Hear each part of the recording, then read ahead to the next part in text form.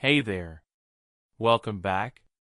Come in quietly and find your favorite spot, because tonight we are doing something a little different. Tonight, nothing dramatic will happen. No battles, no scandals shouted from rooftops, no daring escapes. And that is the whole point.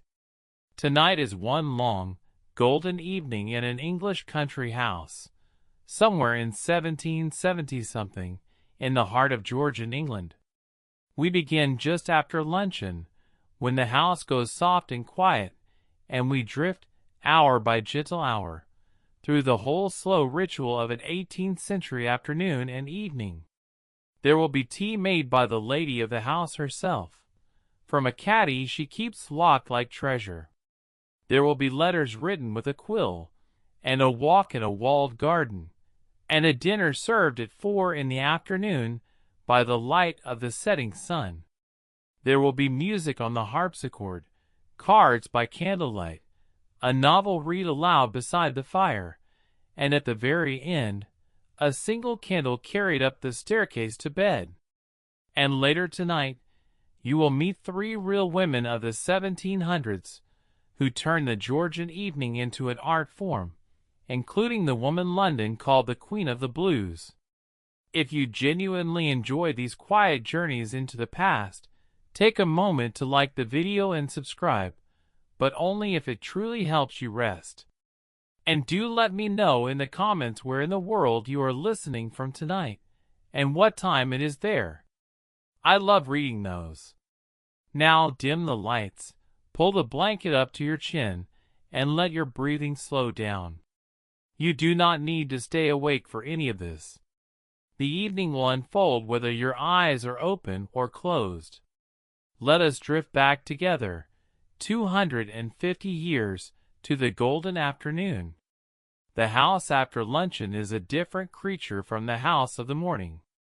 You are a lady of a Georgian country house, somewhere in the green folds of the English countryside, and it is a little past 2 in the afternoon.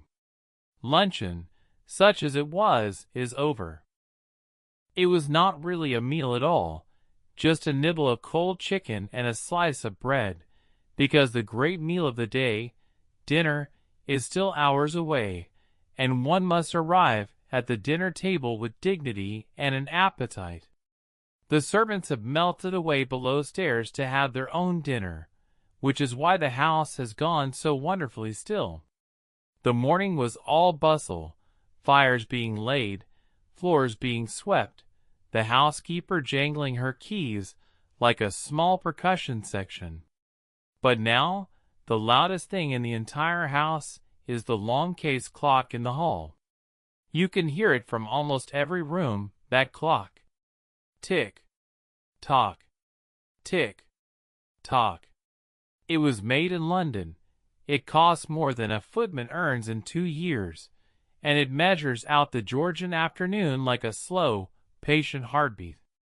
The sunlight comes through the tall sash windows in long, honey-colored stripes, and the dust motes float through them with absolutely nowhere to be.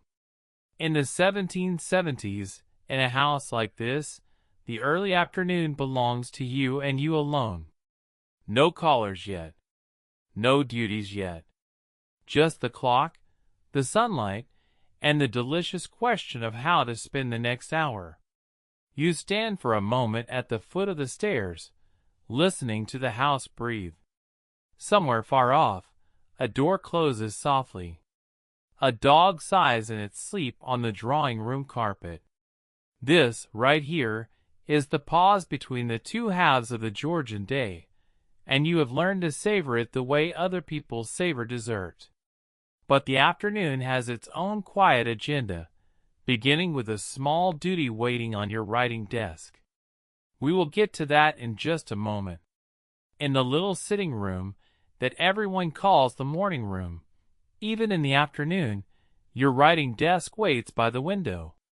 It is a neat mahogany thing with a sloped top and more tiny drawers than any one person could reasonably need, and inside one of those drawers lies this morning's letter from your dear friend in Bath, and it must be answered today, because in the 1700s an unanswered letter is very nearly a moral failing. Letters are the internet, the telephone, and the newspaper of this world, all folded into one sheet of paper, and keeping up your correspondence is one of the great serious occupations of a lady's life. You sit, arrange your skirts, and read the letter through once more. Your friend writes 4 crossed pages about the balls in Bath, the impossible hats, a gentleman who danced 2 dances with a certain young lady, and thereby set the entire pump room ablaze with speculation. Crossed pages, by the way, means she wrote the page full, then turned it sideways, and wrote across her own lines to save paper, because paper is expensive and postage is scandalous. Reading a crossed letter is a skill you acquired young, like needlework and pretending to enjoy turnips. Now to reply. You smooth a fresh sheet, and you consider. A letter is a performance, even to a dear friend. It will be read aloud, quite possibly, in her drawing-room, to whoever happens to be sitting there. So you must be witty but not unkind, informative but not gossipy, or rather, gossipy in the elegant way, which is a completely different thing, as everyone knows. You have news of your own to share. The parson's wife has a new bonnet. The south field flooded. And there is that other delicious matter, which you are saving for the last paragraph, the way one saves the best morsel on the plate. But first, the pen itself needs attention, and that is a small ceremony of its own. The quill is a goose feather, and like everything else in this century, it requires maintenance. You take up the little penknife, this is, in fact, exactly why it is called a penknife, and trim the nib with 2 or 3 practiced strokes. Too blunt, and your words come out fat and blotchy. Too fine, and the pen scratches like a chicken in gravel. You dip into the inkwell, tap once, and begin, and the only sounds in the room are the clock in the hall and the soft scratch, scratch, scratch of feather on paper, which is, if we are honest, one of the most soothing sounds ever produced by human industry. You write of the parish, of the garden, of the weather, which in England is always a reliable subject with new developments daily. Your handwriting is lovely, because it was drilled into you at the age of 8 with a writing master and no mercy whatsoever. When the letter is done, you shake a little pounce over the wet ink to dry it, fold the sheet with sharp, exact creases. There are no envelopes. The letter folds into its own envelope, and then comes the best part, the sealing wax. You hold the stick of red wax to the candle flame, watch it soften and gleam, drip a fat crimson pool onto the fold, and press your seal into it. Your own initials and your own wax. Done. Tomorrow a servant will carry it to the village, and the post will take it to Bath in a few days, and your friend will pay the postage on delivery, which is how it works. The receiver pays, so one had better be worth reading. You set the letter on the hall table, feeling the particular satisfaction of a duty that is also a pleasure. And now the afternoon is truly yours. The work bag is waiting by the south window, and so is the best light in the house.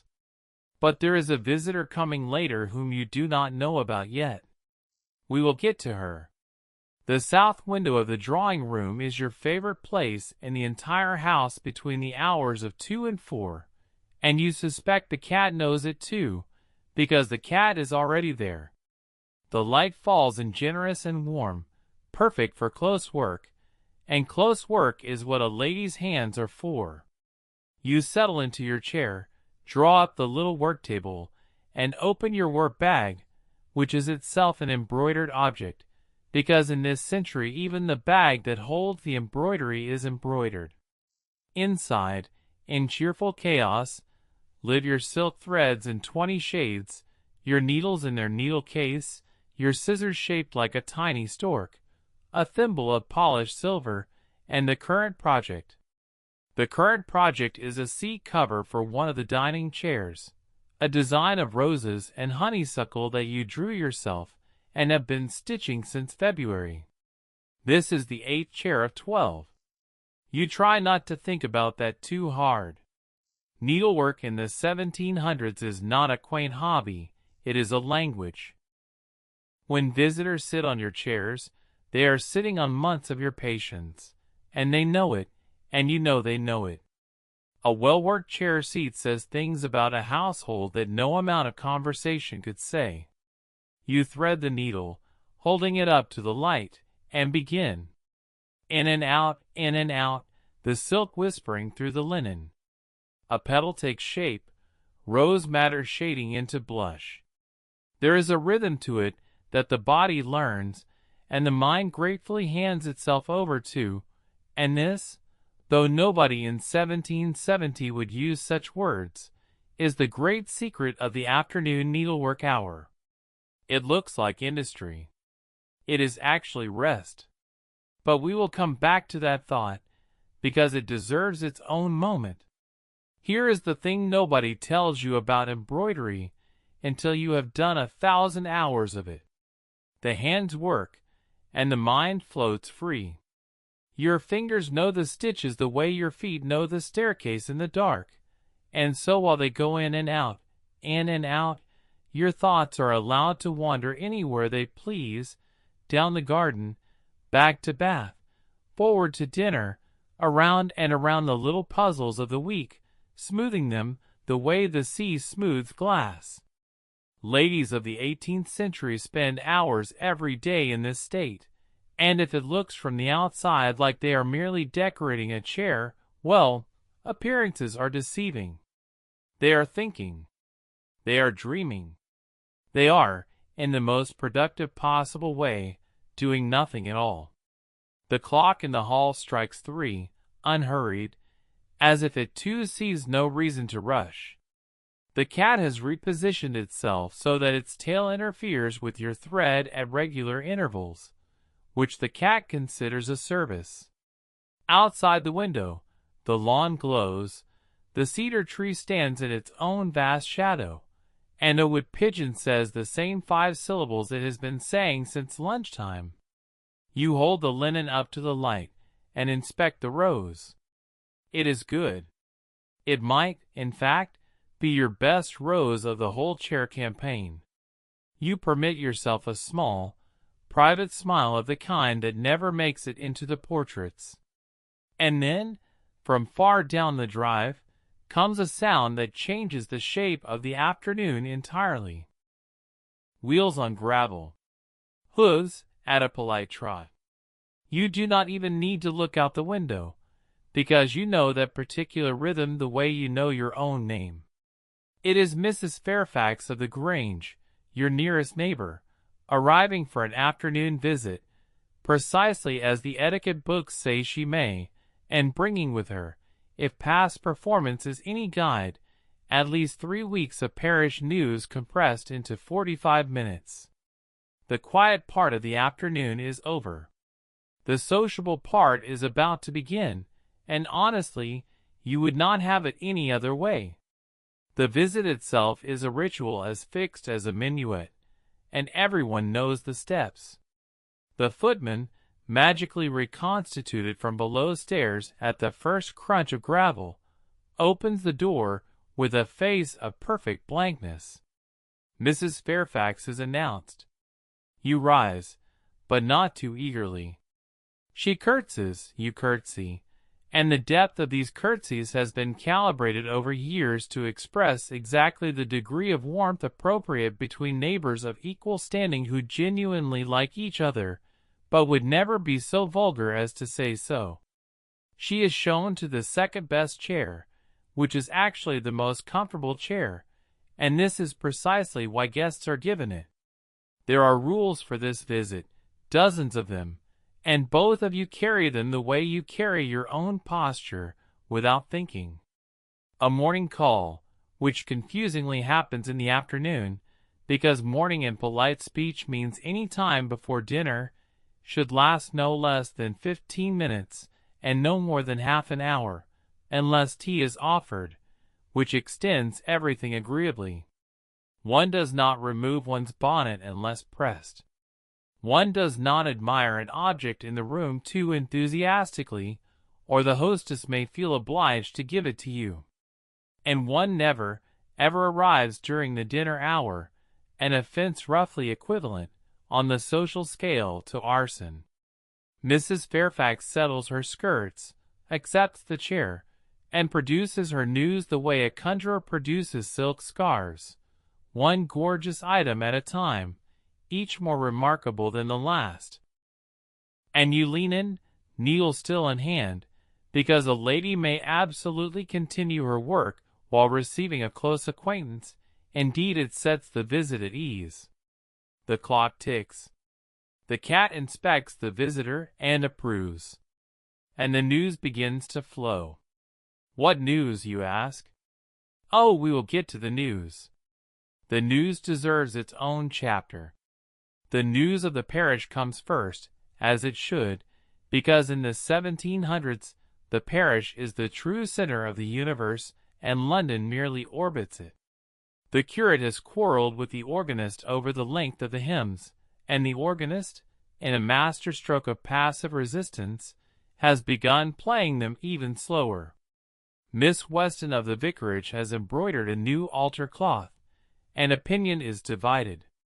The miller's daughter is to be married at Michaelmas, to a young farmer with 60 acres and excellent teeth, and everyone agrees she has done well. This is the small change of country life, and you turn every coin of it over with real pleasure. Then, with the air of a woman drawing the good port from behind the cheap claret, Mrs. Fairfax produces London. Her sister writes from town, and her sister's letters are 3 weeks old by the time their contents complete the journey from Grosvenor Square to this drawing-room, having traveled by post, by conversation, and by at least 2 tea-tables on the way. The fashions have changed again. Hats are climbing to heights that alarm the physicians. There was a masquerade at the Pantheon. A certain duchess wore feathers so tall she had to sit on the floor of her carriage. Parliament is in an uproar about something, but Mrs. Fairfax's sister did not trouble to say what, and neither of you gravely minds. And here is the lovely secret of getting your news 3 weeks late. By the time it reaches you, all the alarm has evaporated out of it, like steam from a cooling dish, and only the story remains. Whatever crisis convulsed London in the first week of the month has generally resolved itself by the time you hear of it, so you may enjoy the drama with none of the suspense. The 18th century countryside runs on delayed news the way it runs on rainwater, and honestly, the ladies of the 1700s may have been onto something. The world arrives at walking pace, and it is so much more manageable that way. But now the clock strikes 4, and that is not just any hour. That is the hour of tea. Tea. Let us slow down properly now, because in Georgian England this is not a beverage, it is a ceremony, a currency, and a small act of theater all at once, and it begins with a locked box. You rise and cross to the side table where the tea caddy sits, a gleaming little chest of inlaid wood with a brass keyhole, and from the ring at your waist you take the small key that opens it. Yes, the tea is locked up, and yes, you keep the key yourself, and no, this is not eccentric. Tea in the 1770s is astonishingly expensive, a luxury that has crossed half the world to reach this room, and a determined servant with a teapot of her own could drink through a small fortune in a season. So the caddy stays locked, and the lady of the house holds the key, and everyone considers this perfectly normal. Inside the caddy are 2 lidded compartments, green tea and black, and between them a little glass mixing bowl, because a hostess of any sophistication blends her own to taste. You measure the leaves with the caddy spoon, a tiny silver shovel made for exactly this one job. And here we arrive at the single most important fact of the whole ceremony. The lady makes the tea herself. Not the cook. Not the housekeeper. Not the footman standing 3 feet away with nothing to do. In a house where you do not so much as butter your own toast, the making of tea is the one domestic act a great lady performs with her own hands, and she performs it in front of her guests, precisely because it is an honor she is paying them. The kettle arrives on its stand, the water sighs, the silver teapot is warmed, and you spoon in the blend while Mrs. Fairfax pretends not to appraise your caddy, your spoon, and your wrists, all of which are, of course, on display. This is theater, remember. The stage is set. But the performance has barely begun, and we have not even touched the porcelain yet. The porcelain deserves its moment, so let us give it one. The tea set is your good one, naturally, brought out the instant Mrs. Fairfax's wheels touched the gravel. The cups are small, barely bigger than an egg cup by later standards, and thin enough that the candlelight glows through them, painted with little sprays of flowers by someone on the far side of the world or in a manufactory in Worcester, depending on what your husband paid. Some of the older cups have no handles at all, in the Chinese fashion, and holding one properly, on the tips of the fingers, without haste and without spilling, is a small examination that every lady passes 1,000 times in her life. Now, the eternal question, and do not pretend you have never wondered. Milk first, or tea first? In this drawing-room, the tea goes in first, and there is even a practical whisper behind the preference, for it is said that pouring the hot tea first proves your porcelain is fine enough to bear it, while lesser china wants the milk in first to protect it from cracking. Whether that is true hardly matters. What matters is that you pour a thread of amber into each little cup, then the milk, then offer the sugar, and the sugar, like the tea, is a luxury, cut with special nippers from a great hard loaf shaped like a cannon shell. Alongside all this, the plainest and most beloved food of the whole English day, bread and butter. Thin slices, good butter, arranged in a fan on a china plate. No towering cakes at this hour, no French confections, just bread and butter and perhaps a plum cake in reserve, because tea is not a meal, it is a punctuation mark. Mrs. Fairfax accepts her cup, balances it with 50 years of practice, and sighs the small sigh of a woman being paid a proper compliment. The fire settles. The clock ticks. And the conversation, lubricated now, drops half a tone in volume, which every lady knows is the sign that the really interesting part of the visit has arrived. There is a particular register of voice that exists only over teacups, and the two of you slip into it now, low, warm, unhurried, the vocal equivalent of firelight. The talk is not gossip. You would both be wounded by the word. It is, rather, a careful and compassionate audit of everyone you know. The squire's son who has gone to sea. The apothecary's astonishing new wig. Whether the family at the great house beyond the river will open their ballroom this winter, and if they do, who will be invited, and if they are not, how little they mind. Between items, silence is allowed, even welcomed. Over tea, unlike anywhere else in polite society, two ladies may simply sit and sip and let the fire crackle, and it counts as conversation. And consider, while the cups are refilled, what an empire of small equipment surrounds this 1 hour of the day. The kettle on its spirit stand, the silver teapot and its matching stand to spare the table, the slop bowl for the dregs, the sugar nippers, the caddy spoon, the little tongs, the strainer, the teaspoons numbered so that the servants can tell whose cup is whose when they are carried out, and in the grander houses the gleaming tea urn, that great silver samovar of the English drawing-room, sighing steam like a small contented dragon. Whole workshops in Sheffield and Staffordshire do nothing all year but supply the apparatus of this single daily ceremony, and a bride's first tea service is chosen with more deliberation than most treaties. It is only leaves and hot water, and it has furnished half the kingdom. You take your own cup at last, and this is your private moment inside the public ritual. The warmth of it through the thin porcelain, the fragrance rising, the first sip taken while your guest is occupied with the bread and butter.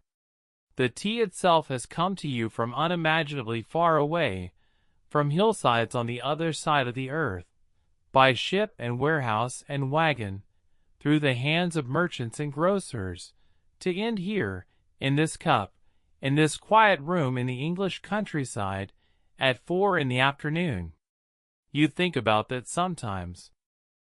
The whole world, it seems, has conspired for years to arrange this one small hour of peace. A second cup is offered and accepted, which extends the visit by exactly the right amount. And when at last Mrs. Fairfax sets down her cup and gathers her shawl, the ritual closes as smoothly as it opened, thanks given, compliments returned, a promise to send over the receipt for the plum cake, meaning the recipe, and the crunch of wheels dwindling down the drive. The house exhales. The tea things are carried away. The caddy is locked once more with its little brass click. And now, look at the light on the lawn. It is turning gold, and the garden is calling you to come out before the chill of the evening arrives. There are rules about that too, of course. There are rules about everything. We will get to those.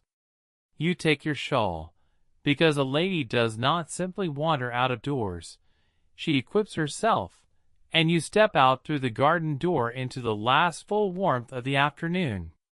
The air smells of cut grass and box hedge and somewhere, faintly, of wood smoke, which is the signature perfume of every English evening ever made. Your destination is the shrubbery, and please put out of your mind any modern smallness attached to that word.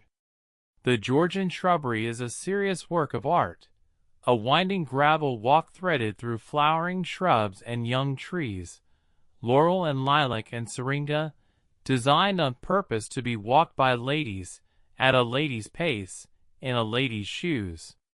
This is what passes for exercise in your world, and it is taken as seriously as medicine, because it is medicine.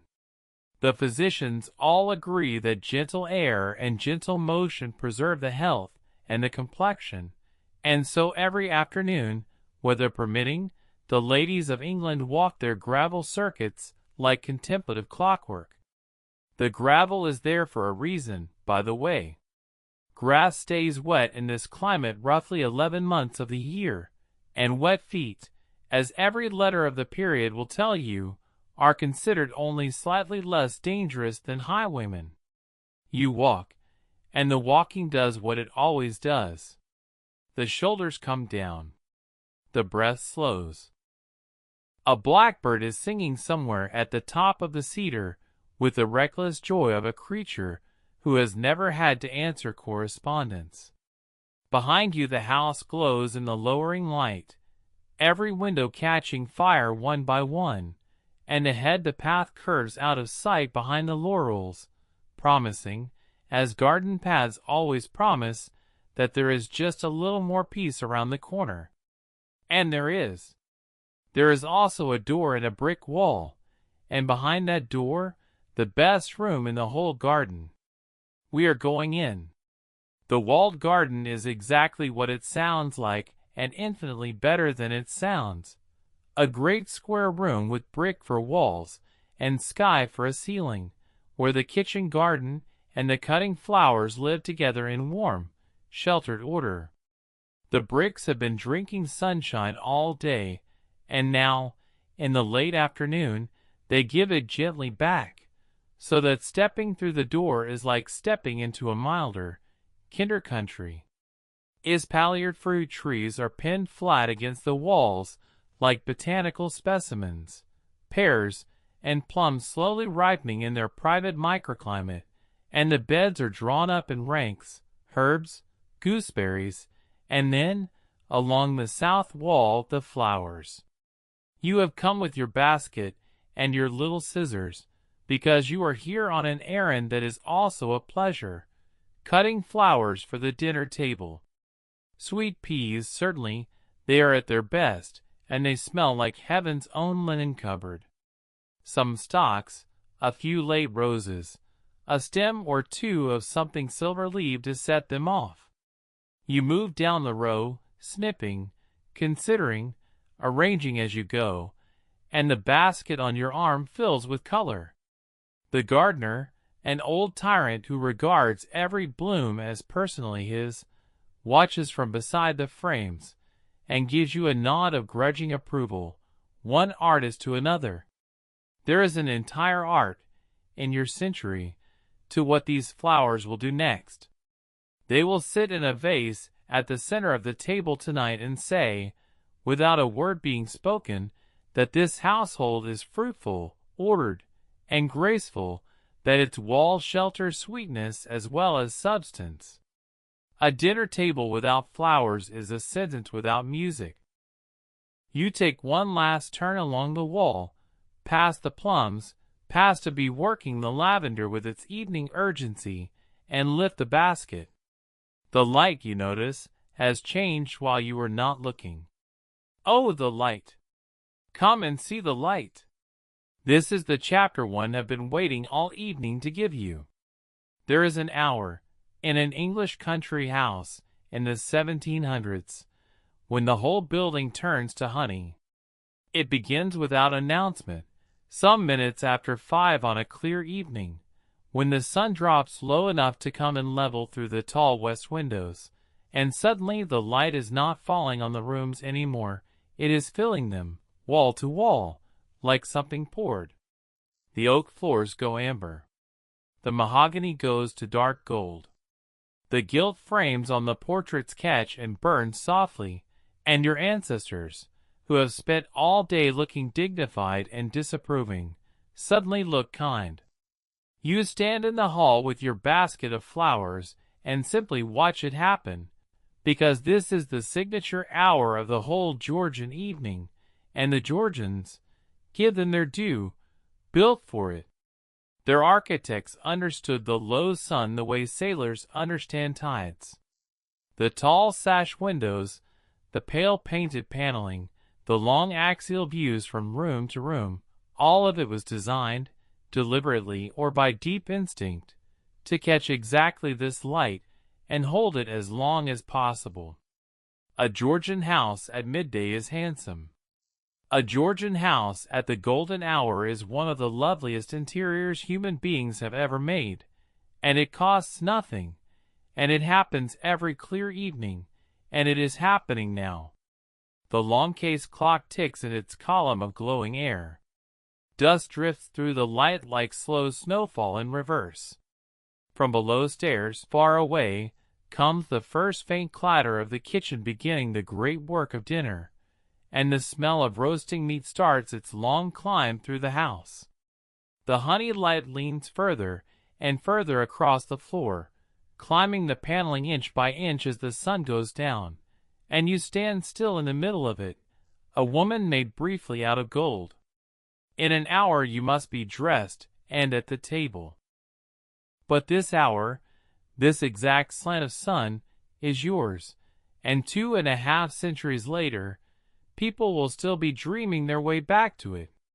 And now, before dinner, I owe you the chapter on the rules. Because, oh my dear, there are rules. Let us speak now, as promised, of the etiquette, because the Georgian visit and the Georgian tea table are governed by a code more intricate than anything the Navy uses, and every lady carries the whole of it in her head. Begin with the teacup itself, which is not merely a vessel but a signaling device. When you have had enough tea, you do not say, "So, gracious heavens," no.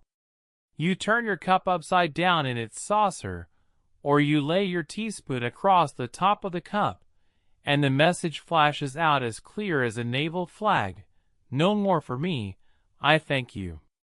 Fail to do this, and your hostess is honor-bound to keep refilling your cup into the small hours, and you are honor-bound to keep drinking it, and there are credible reports of visitors floating home. The rules govern time as strictly as tea. A formal call has its proper length, and exceeding it is a gentle form of robbery, stealing the hostess's afternoon. It is the visitor of higher rank who decides when the visit ends. She rises first, always, and the rest of the room rises with her like a flock of starlings. Rise too early, and you have snubbed your hostess. Rise too late, and you have imprisoned her. An experienced lady can feel the correct moment approaching the way a sailor feels weather coming, by a slight change in the pressure of the conversation. Even before a visit begins, the rules have been at work for days. There is the whole solemn algebra of the visiting card, that little printed rectangle that stands in for your entire social self. A card left at the door means I called upon you. A card with the corner turned down means I called in person and not by servant, and a card left in return within 3 days means the acquaintance continues, while a card returned by a footman with no note at all is a message too, and a chilly one. Ladies keep the cards received arranged on a tray in the hall, and yes, the grandest cards migrate mysteriously to the top of the pile when company is expected, and no lady alive will admit to arranging them, and every lady alive does it. And there are the small perfections. One stirs the tea gently, without ringing the spoon against the china like a fire alarm. One takes the bread and butter with the fingers, but the cake with a fork, unless it is the other sort of cake, and knowing which sort is which is precisely the kind of knowledge that separates the drawing-room from the wilderness. Sit straight, but not stiffly. Admire, but do not covet. Laugh, but softly. It sounds exhausting, and by any modern measure it is, but here is the secret the etiquette books never print. Every rule is also a rail to hold on to. Nobody at a Georgian tea table ever has to wonder what to do next. The dance is written down, and all you have to do is dance it. And the next dance, as the clock strikes, is the grandest of the day. It is time to dress for dinner. Up the staircase you go, with the honey light climbing the wall beside you, to your dressing room, where your maid is waiting, and the evening's second act begins. Dressing for dinner is not vanity, it is punctuation, the visible line drawn between the working afternoon and the ceremonial evening, and even when the company at table will be only your own family and one predictable neighbor, you dress. Standards, once let down, are so difficult to retrieve. Off comes the sensible afternoon gown, and the whole architecture beneath is adjusted, the stays smoothed, fresh linen, and then the silk. Tonight it is the dove-gray silk with the embroidered stomacher, a gown that makes a sound like distant surf when you walk, and over your shoulders a fine lace kerchief, pinned with a little pearl pin that was your mother's. Your maid dresses your hair up and away from your face, not the towering powdered rigging of a London ball that would be absurd for a country dinner, but soft, high, and neat, with one ribbon woven through it. You hold still while she works, and the two of you conduct the quiet, fragmentary conversation of two women who have done this 1,000 evenings together. Your maid, it should be said, is the keeper of more than pins. She has dressed you for weddings and for funerals. She knows which gown you reach for when your spirits need help, and which ribbon means you are feeling brave, and she carries, in that neat head of hers, the entire secret weather report of the household. The conversation between a lady and her maid at the dressing table is a genre of its own, half practical, half confidential, conducted mostly to each other's reflections in the glass, and some of the truest friendships of the 18th century lived exactly here, across this small distance of rank, in the language of hairpins and hemlines, never once named for what they were. Then the small ceremonies of completion. A touch of scent, rosewater, and something warmer beneath it. The ring slipped back on. Eardrops that catch the candlelight, because the light you are dressing for now is candlelight, and every Georgian lady understands that candlelight is a collaborator. It loves silk, it loves pearls, it loves a warm complexion, and it forgives absolutely everything else. You stand, shake out your skirts, and inspect the result in the long glass while the maid holds the candle high. The woman looking back at you is polished, composed, and, you privately note, not half bad. Downstairs, a gong note floats up through the house. Dinner is served at 4, or 5 if you are fashionable, and tonight you are dining at 5. Down we go.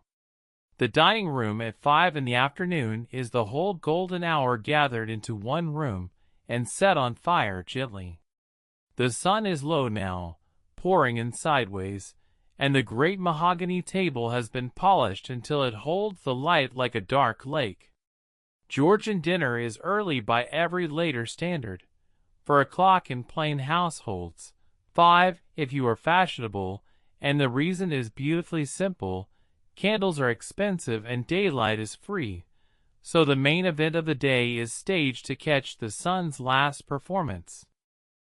Your flowers from the walled garden stand at the center of the table, and around them the silver and the glass repeat the sunset over and over in miniature.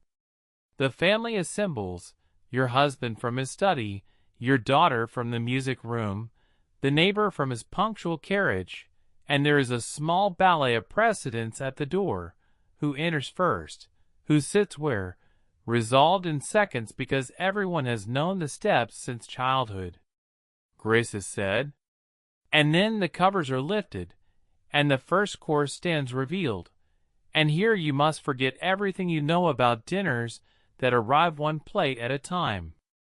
A Georgian dinner comes in 2 great acts, called courses or services, and each is a landscape. Everything arrives at once, a dozen dishes set out on the table together in strict symmetry, soup at one end, a fine fish at the other, and between them the boiled fowls, the ham, the fricassee, the vegetables in their tureens, arranged like a formal garden in food.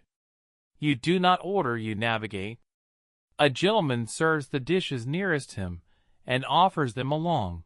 A lady accepts a little of this and a spoonful of that, and half the art of dining is helping your neighbors graciously. The soup is taken away, and a roast appears in its place. This is called the remove, and the room settles into the long, warm, murmuring business of the first course. But the choreography of the conversation, that is its own marvel, and it deserves the next chapter to itself. Conversation at a Georgian dinner table runs on rails, and the rails are lovely once you learn to ride them. You do not shout across the table, and you do not huddle with one favorite. Instead, the whole table turns together, like a field of sunflowers.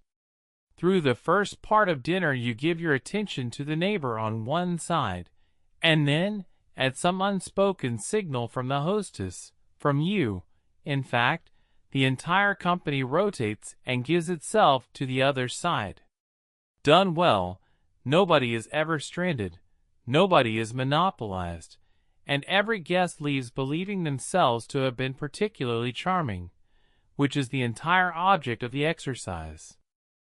The second course arrives, the table relayed corner to corner, lighter dishes now, a pair of partridges, a syllabub trembling in its glasses, tartlets, a dish of preserved fruit glowing like stained glass, and always everything in pairs, in balance, symmetrical about the flowers, because a lopsided table, in this century, is very nearly a moral statement. The light outside is gone from gold to rose.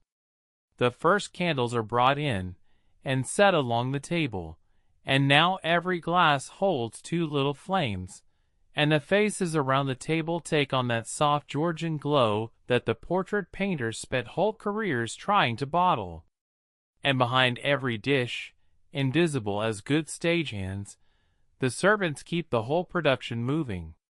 The footmen stand back against the wall between services, stepping forward to change a plate the instant it empties, filling a glass before its owner has quite noticed it was low, and doing it all in a silence so complete that a stranger might think the dinner was serving itself.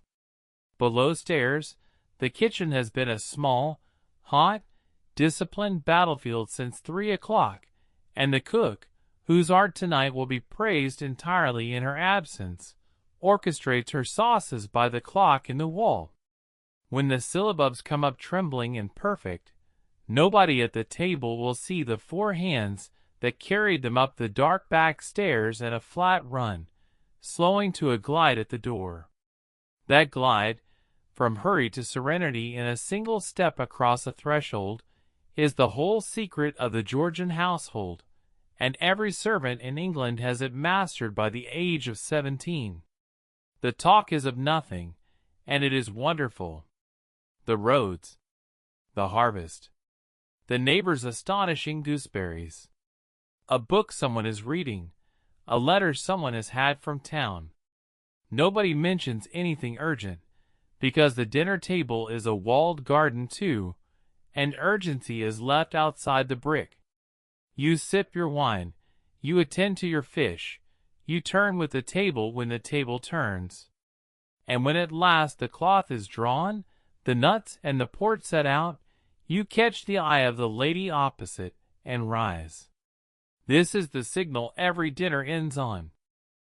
The ladies are about to withdraw, and the drawing-room, which has been waiting all day for its great hour, is finally coming into its own. The ladies withdraw, that is the phrase, and it is precisely why the drawing-room is called the drawing-room. It is the withdrawing-room, the room you withdraw to, and you have always loved the moment of arrival there. The gentlemen remain behind with the port and their politics, muffled now to a low, agreeable rumble behind the dining-room door, and the ladies come into a room that the servants have prepared like a stage set, fire built high, candles lit on the mantel and the card table, cushions plumped, curtains drawn against the blue evening. The room is warm, golden, and entirely feminine, and for the next hour it belongs to you and yours alone. There is a general loosening, subtle but real. Postures eased by perhaps 5 degrees. Someone takes the sofa nearest the fire, and someone else takes the footstool without negotiating for it. Your daughter drifts toward the harpsichord, touching a key or two, not playing yet, just greeting the instrument. The old spaniel, who has been waiting at the drawing-room door with the patience of a saint through the entire dinner, processes in and takes up his rightful position on the hearth-rug with a groan of accomplishment, and within 90 seconds is producing the small, sighing snores that are, to your mind, one of the essential furnishings of any properly appointed evening. Conversation in the withdrawing hour is different from dinner conversation, lower, more circular, more embroidered. It winds around family matters and parish matters, and the eternal fascinating puzzle of other people's children. Work bags come out, because a lady's hands are rarely idle even now, and the needles resume their quiet in and out, by firelight this time. And presently the door opens, and the tea board is carried in, because yes, my dear, it is time for tea again, and after tea the gentleman will rejoin you, and then there will be music. The evening is only now reaching its full slow bloom. But one thing at a time. The kettle first. Coffee and tea after dinner is the hinge of the whole evening, the little ceremony that folds the company back together. The tray comes in gleaming, the same locked caddy, the same small key at your waist, and once again you make the tea yourself, at the table by the fire, while the room arranges itself around the promise of it. Coffee is offered too, strong, dark, and fashionable, in cups even smaller than the teacups, and the gentlemen, released now from the dining room and their politics, come in on the smell of it, cheerful, a little rosy, and ready to be civilized again by porcelain. There is a particular pleasure in this second tea that the afternoon tea does not have, the pleasure of lamplight and closed curtains, of a day nearly complete. Cups are carried to guests where they sit. No one stands on ceremony by the fire. Your husband takes his coffee to the armchair and tells the story about the bridge and the drover's cart, which everyone present has heard 11 times, and which lands, as it always does, to warm laughter, because the 11th hearing of a good story in good company is one of the sweetest sounds in the world, and Georgian evenings are built out of exactly this material, repetition polished into ritual, ritual softened into affection. You take your own cup at last and survey the room from behind it. Firelight, candlelight, silk, the spaniel dreaming of rabbits, the tea tray shining, the whole warm apparatus of the evening humming quietly along. The clock in the hall, which has been minding its own business since the afternoon, strikes 7, somewhere very far away. And your daughter, catching your eye, sets down her cup and moves to the harpsichord in earnest this time, gathering her skirts onto the bench and opening the music book. The room settles. Even the fire seems to lower its voice. Music is about to happen, and in the 1700s, this is how music arrives in your life, not out of a machine, but out of a person you love, in a room you know, on an instrument that has stood in the corner since before she was born. The first notes of the harpsichord fall into the room like bright water, and everyone's needles slow down at exactly the same moment. It is a sound unlike anything else, silvery, precise, a little melancholy even when the tune is merry, and it fills the drawing room to the corners without ever raising its voice. Your daughter plays the pieces she has by heart, something by Mr. Handel first, because in this house it is always something by Mr. Handel first, and then the newer songs, the ones that came down from London as printed sheets folded inside a letter, and she plays them with the particular seriousness of a young lady who knows that this, along with her French and her needlework, is how the world will measure her accomplishments. And the world is not wrong, exactly, but the world also misses the point, because look around the room at what the music is actually doing. Your husband has his eyes closed, not asleep, listening, his foot marking time with a gentleness he would deny if accused of it. The neighbor gazes into the fire, decades away. The spaniel has achieved a deeper stratum of sleep, and is pursuing something slow and delicious through a dream meadow. The candle flames lean and recover with the draughts, keeping their own time. Music in a Georgian drawing-room is not a performance to be judged, whatever the conduct books say. It is a spell cast nightly over a small circle of tired, contented people, and it works every single night. Sometimes the music turns to singing, and then the evening finds yet another gear. Your daughter has the new songs from London, sweet, sighing airs about shepherdesses and evening bells, and on the best nights the neighbor, who possesses a bass voice of astonishing depth for so mild a man, is persuaded to join her in a duet, and the household discovers all over again that there are few things more quietly delightful than respectable people singing slightly beyond their abilities in a warm room. Nobody performs. That is the charm of it. The music is homemade, like the bread, and like the bread it is better for it, and when the last chord settles into the firelight, the silence afterward is a kind of music too. Sometimes there is a harp in houses grander than this one, and the effect is even more otherworldly, all those strings shimmering under candlelight like rain made audible. But you would not trade this. The tune ends, there is the soft patter of applause muffled by gloves and needlework, and she plays one more, the slow one, the one your own mother used to play, and for the length of it the room is not entirely in 1770 anything at all, it is in that other country where all the loved evenings live. Then the music book closes, and someone, wonderfully predictable, says the sacred words, "Shall we have a hand of cards?" Oh, we shall. We absolutely shall. The card table is unfolded from its place by the wall, a clever mahogany thing whose top swings open on a hidden hinge to reveal a lining of green baize, and the candles are brought close, because whist is played by candlelight or not at all. Whist is the great game of the age, for players, 2 against 2, silent as chess while the hand is in play, and taken with a seriousness that outsiders find hilarious and insiders find entirely correct. You partner the neighbor, your husband partners your daughter, and the cards are dealt with a soft riffling whisper that belongs to the evening as surely as the crackle of the fire. The stakes in this house are fish.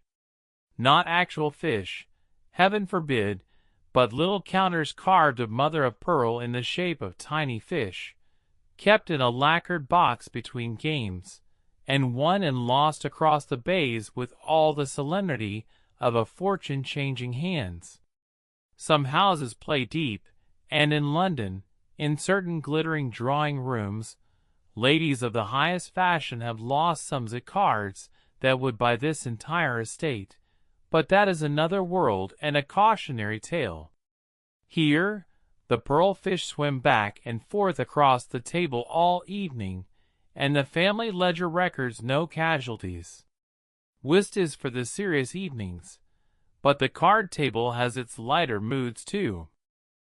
On nights when the company is larger or younger there is the round game called commerce, everyone trading cards around the table amid cheerful accusations, or lottery tickets, which requires no skill whatsoever and produces more laughter than any game of skill ever invented, or cribbage for 2 by the fire when the rest of the room is talking. Every household has its own customs, its own permitted stakes, its own legendary evenings still referred to years later, the night your aunt won 14 fish and demanded they be recorded in the family Bible, a request that was, after negotiation, respectfully declined. You examine your hand by candle flame, arrange it, and the little silences of the game begin, broken only by the soft slap of a card, a partner's sigh of theatrical suffering, the click of a fish added to the pile. Strategy flows between you and your partner in a private language of leads and discards that would be cheating if spoken aloud and is high art when played correctly. An hour dissolves without anyone noticing. This, too, the etiquette books do not say plainly, is what the card table is actually for, not winning, but the licensed, comfortable silence of people who are happy in one room together. 2 more hands, and then the table will be folded away, because there is a book waiting on the little stand by the fire, and everyone in the room knows what chapter comes next. Reading aloud by the fire is the last full ceremony of the evening, and it may be the loveliest custom the whole century produced. One reads, everyone else listens, and the work bags come back out, because listening and stitching go together like bread and butter, the needles moving in slow time to the sentences. The book lives on its own little stand, its place kept with a ribbon, and it is read the way books were meant to be read and almost never are any more, a chapter or two a night, over weeks, so that the story soaks into the household like weather. Tonight it is your turn to read, and the book is the new novel that all the letters from town keep mentioning, a story called Evelina, about a young lady's entrance into the world, published just this season with no author's name on it at all, and half of London is trying to guess who wrote it. Someone very sly, is your opinion, and someone who has sat in a great many drawing rooms exactly like this one, because the follies in it are drawn from life, you would swear to it. You find the ribbon, tilt the page to the candle, and begin, and the room folds its hands and listens. There is an intimacy to being read to that no other entertainment touches. The listeners are free to watch the fire, to stitch, to close their eyes. The story arrives in a voice they have known all their lives. You do the voices, just a little, a shade of pomposity for the vulgar characters, a certain music for the heroine, and when a passage lands wickedly well, the room laughs together, needles pausing, the spaniel lifting one ear without opening his eyes. A chapter ends, and there is a general soft protest, one more, and you read one more, that is the ancient rule, protest, surrender, one more chapter. Then the ribbon is laid in the fold, the book is closed, and the story is left standing, like the garden, in the dark outside the candlelight, to be continued tomorrow. And now, faithful as the tide, comes the sound of the supper tray. Supper in a Georgian house is not a meal so much as a kindness, a small, cold, friendly collation that appears between 9 and 10 for the excellent reason that dinner was at 5 and bedtime is a distance away yet. The tray is set by the fire, and there is no ceremony left in the day at all now. This is the household in its slippers, so to speak. Cold chicken and a sliver of the ham from dinner. Bread, butter, a wedge of cheese. A plum cake or a seed cake, and little sweet biscuits. And to drink, for the gentleman perhaps a glass of wine, and for you, tonight, something warm, a glass of negus. Negus deserves its footnote in history, so here it is. Port wine, hot water, sugar, a scrape of nutmeg, a whisper of lemon, stirred together into a drink that is not quite wine, and not quite dessert, and is exactly what a person wants in her hand at 9:30 in the evening in a house without central heating. It is named for a colonel, they say, who invented it, and whoever he was, he has done more for the comfort of the nation than most of Parliament.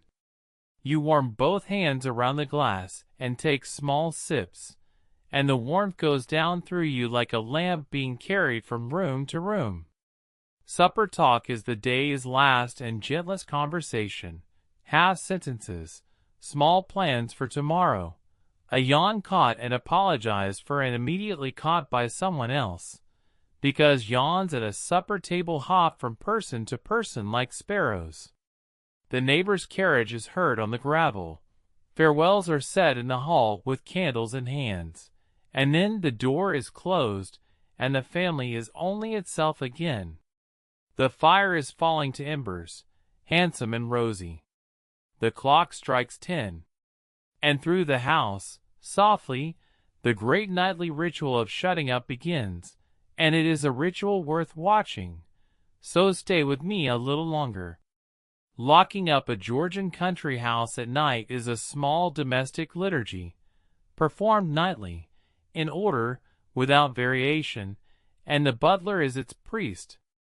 He begins at the front door, great bolt sliding home with a sound like the house clearing its throat, then moves through the ground floor room by room, checking each window latch, each shutter bar, folding the tall interior shutters across the dark glass and dropping their iron catches, so that the house closes its eyes one window at a time.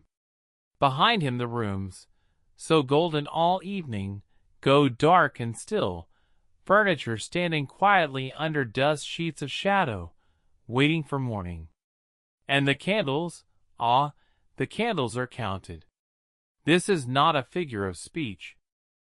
Wax candles are genuinely costly, and in a well-run house they are issued, recorded, and the stub ends gathered up, because candle ends are a recognized perquisite of the servants, who sell them or burn them below stairs, and a household's discipline can be read in its candle book as clearly as in its accounts. So as the family retires, the lights of the house are extinguished one by one, deliberately, thriftily, the drawing-room candles snuffed with a little brass snuffer, the hall lamp lowered, until the whole glowing evening has been folded away like the card table, and darkness fills the house up to the brim. The butler makes his last round with a lantern, a warm moving star traveling through the black rooms, checking the fires are safe, the doors are fast, the plate is locked away. Outside, the owls have taken over the shrubbery from the blackbirds, and the night has its own soft economy of sounds, the stable clock answering the hall clock a half-beat late, as it has done for 30 years, a horse shifting in its stall, the creak of the great cedar leaning on the wind, and far off across the fields, the bark of a fox, that thin wild note that makes the warmth indoors feel twice as warm. In town they would have the watchman calling the hours, past 10 o'clock and a fine still night. But out here the night watch is kept by owls and old timbers, and they are conscientious.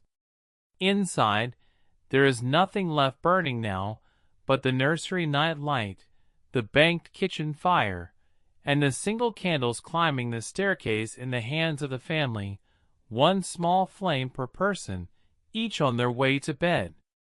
Yours is waiting for you on the hall table, in its little chamber stick with the curved handle. Take it up. The stairs are dark, and the last short journey of the evening is about to begin. The staircase by candlelight is a different country from the staircase by day. You climb slowly, one hand on the smooth old banister, the other holding your chamber stick, and the little flame throws your shadow enormous up the paneled wall, where it climbs beside you like a companionable giant. The portraits come alive as you pass, faces swimming up out of the dark one by one, catching the light for a moment, great-grandmother in her lace, the admiral in his blue coat, and then sinking back into the night behind you as the flame moves on. Every child raised in this house has been half thrilled and half terrified by this nightly procession, and every grown lady, though she would never admit it, still walks at a shade quicker past the admiral. The flame bends and recovers with your motion, steadies at the turn of the landing. Below you the hall has vanished into blackness, above you the corridor waits, and you are a small sphere of golden light traveling through a great dark house, which is, when you think of it, a fair description of any human evening in any century at all. The floorboards speak their familiar words under your feet, this one a creak, that one a sigh. Warm air from the day still lives up here near the ceiling, and it carries the smells of the ended evening, snuff candles smoke, the ghost of dinner, lavender from the linen press on the landing. Your bedroom door stands ajar, and a soft light breathes inside it, for your maid has been up before you. You pause one moment at the threshold, and this is a habit you have never told anyone about. You look back down the dark staircase at the sleeping house, the way a captain looks back at the sea. All well. All fast. All quiet. Then you go in to the last room of the day. The bedroom receives you like a held breath. The curtains are drawn, the bed curtains too, half closed around the great four-poster, and your maid has been through with a warming pan, that long-handled brass moon filled with embers from the kitchen fire, sliding it between the sheets in slow strokes, so that the bed you are about to enter holds a gentle, borrowed summer. On the washstand, the jug of water. On the little table, your candle, your book, your Bible. The fire in the small grate has been banked low, just alive, painting the ceiling with a faint rose that will outlast your last waking thought. The rituals of undressing run their course in comfortable silence, pins surrendered one by one into their china dish, the gown hung away, the stays unlaced with the sigh that women of your century have sighed every single night for 100 years, and then the long linen nightgown, and the hair brushed out, 50 strokes, before it is braided loosely and gathered into the nightcap. The cap is not optional, whatever the portraits neglect to show. Bedrooms are cold, heads are precious, and every sensible soul in England sleeps in a cap, from the scullery maid to the king himself. Then, kneeling at the bedside on the little worn hassock that has known your knees since childhood, the prayers. The old words, said low, for the household, for the absent, for the king, for the safe-keeping of all souls through the watches of the night. Whatever the day is held, the prayers hold the same shape every night, and the shape itself is half the comfort. You rise, and the bed receives you into its warmed linen, and the curtains are drawn close around you, making a small room within the room, dark and soft as the inside of a shell. But do not blow out the candle just yet. There is one small thing left to do, and it is perhaps your favorite of the whole day.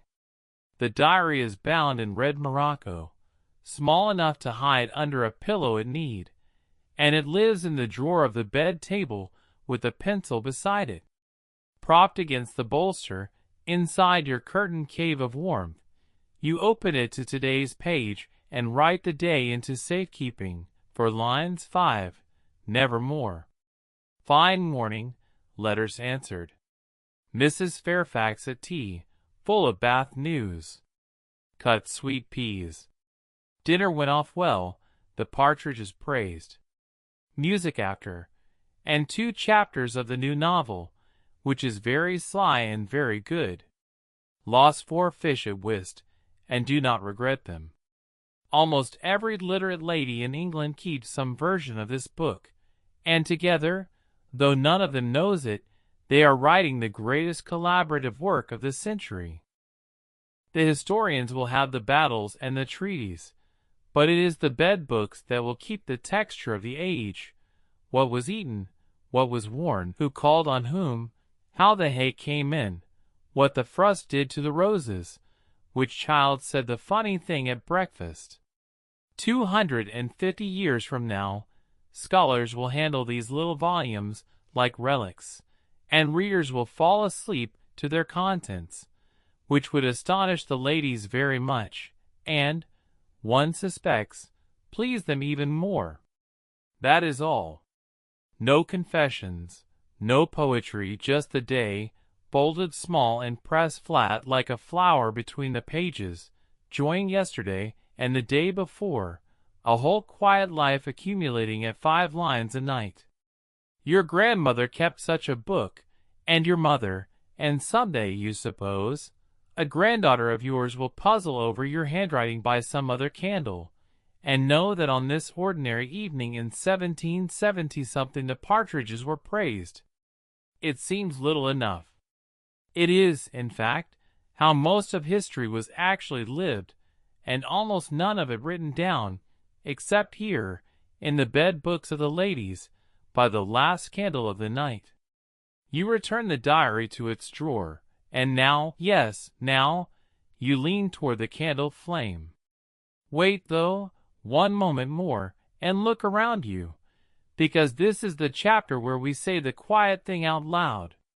This whole day you have just lived, the letters, the tea, the golden light, the whist, was a very small kingdom, and you its gentle prisoner as much as its queen. They will call it, later, a golden cage, and they will not be wrong. Your world ran from the walled garden to the parish church. Your occupations were prescribed.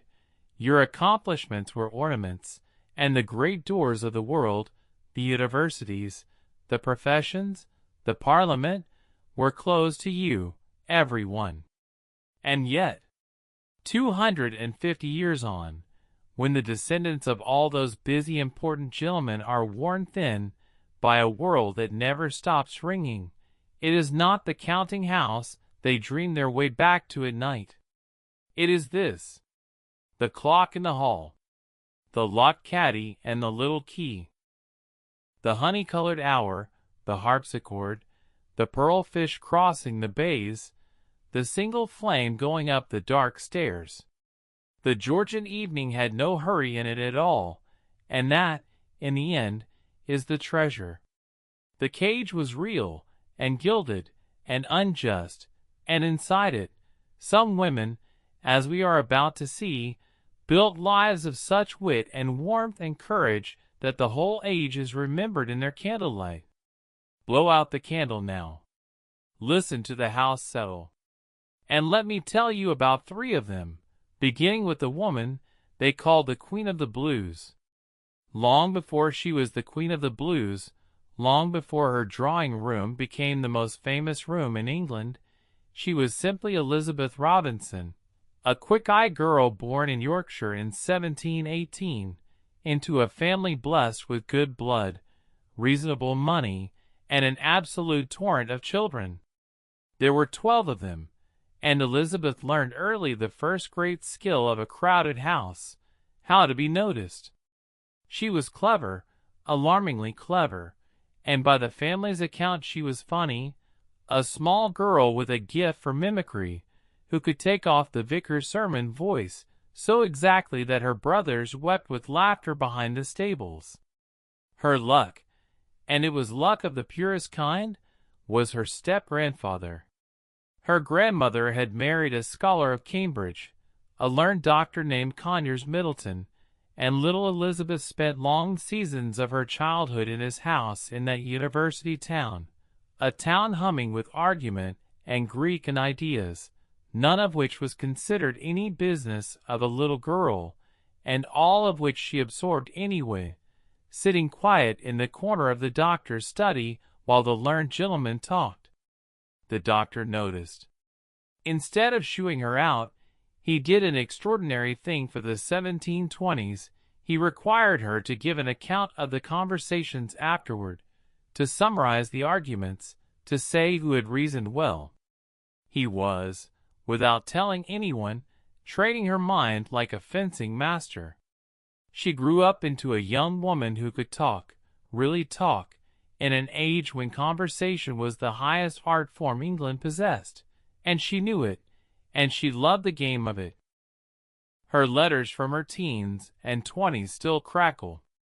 She was nicknamed Fidget by her friends, because she could not sit still, body or mind. She danced, she visited, she corresponded with duchesses, and she watched, with those quick eyes, exactly how the world worked, what it gave to women and what it withheld, and she began, very early, to make certain private calculations. For a woman of her century, there was one door to independence, and it was a strange one. It was marriage. And Elizabeth Robinson, at the age of 24, was about to walk through that door with her eyes wide open, on the arm of a man nearly 30 years older than herself. But we will get to that. Edward Montagu was 50 years old, grave, kindly, mathematical, and very, very rich. His money came up out of the ground, coal mines in the north of England, and his conversation, by most accounts, did not sparkle. When he proposed to the 24-year-old Elizabeth Robinson in 1742, nobody on either side pretended it was a love match, least of all Elizabeth, who wrote about the business with a clear-eyed frankness that can still make a reader blink. Marriage, for a woman of her rank, was the profession available. She chose her employer with care, a decent man, a serious fortune, and a name, Montagu, that opened every door in England. And here is the first surprise of her story. The marriage worked. Not as a romance, but as a partnership of genuine and growing affection. Edward, to his lasting credit, had not wanted an ornament, he had wanted her mind. He trusted her with the estates, with the accounts, and eventually with the management of the coal interests themselves, and she turned out to possess a head for business that startled the gentlemen of the North considerably. She rode out to the collieries. She questioned the agents. She understood the ledgers better than some of the men paid to keep them, and she was fair, nobly fair, in an age that seldom bothered to be, taking an interest in the miners' families and their conditions that was talked about in the villages for a generation. They had one child, a son, a little boy nicknamed Punch, on whom Elizabeth poured out everything she had. He died before his second birthday, and something in her closed quietly around that wound and never fully reopened. There would be no more children. She did not retreat into her grief. That was not her nature, but those who knew her best said that all the warmth that had been meant for a nursery went looking for somewhere else to live. It found, in time, the most unexpected home imaginable. It found a drawing room. And that drawing room would change the social history of England. But first, Elizabeth Montagu had to survive becoming free.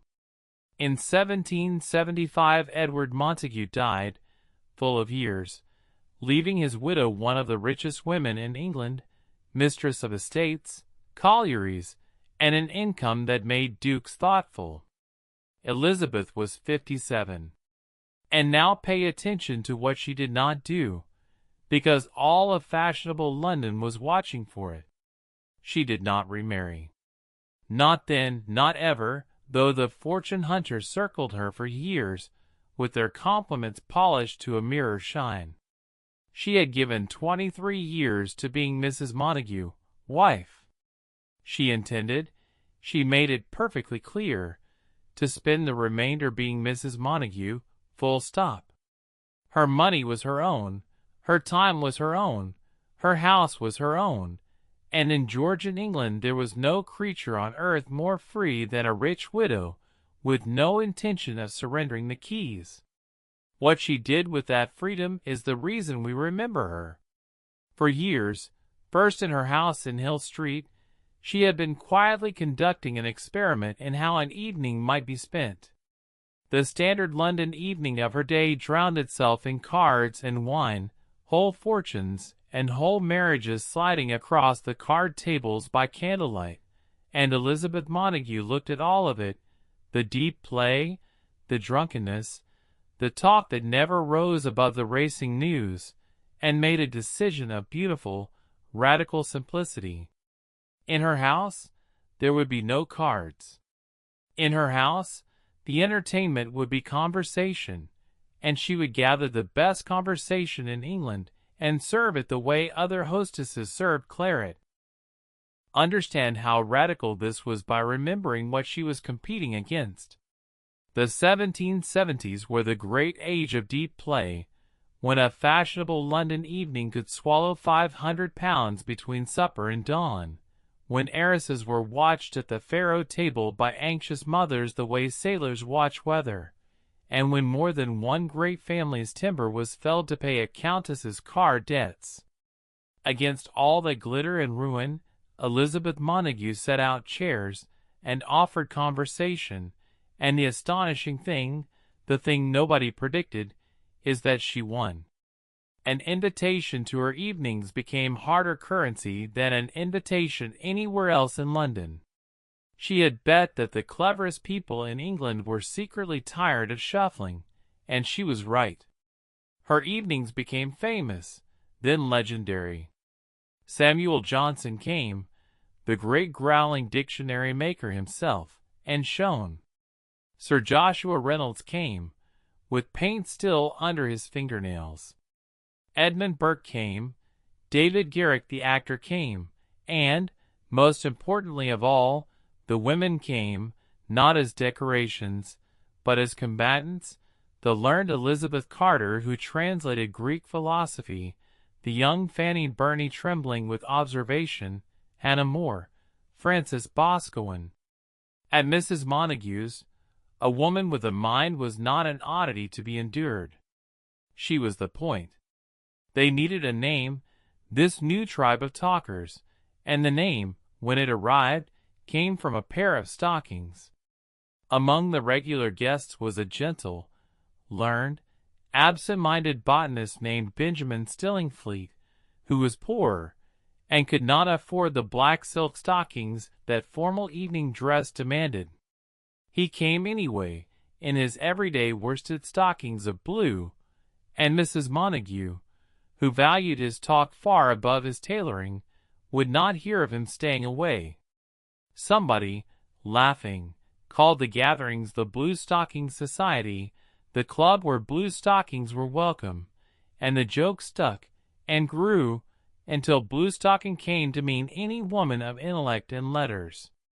An entire movement named for one shabby, brilliant, beloved guest who could not afford the dress code, and was told, in effect, "Come as you are, it is your mind we want." 2.5 centuries later, that may still be the best admissions policy any club ever had.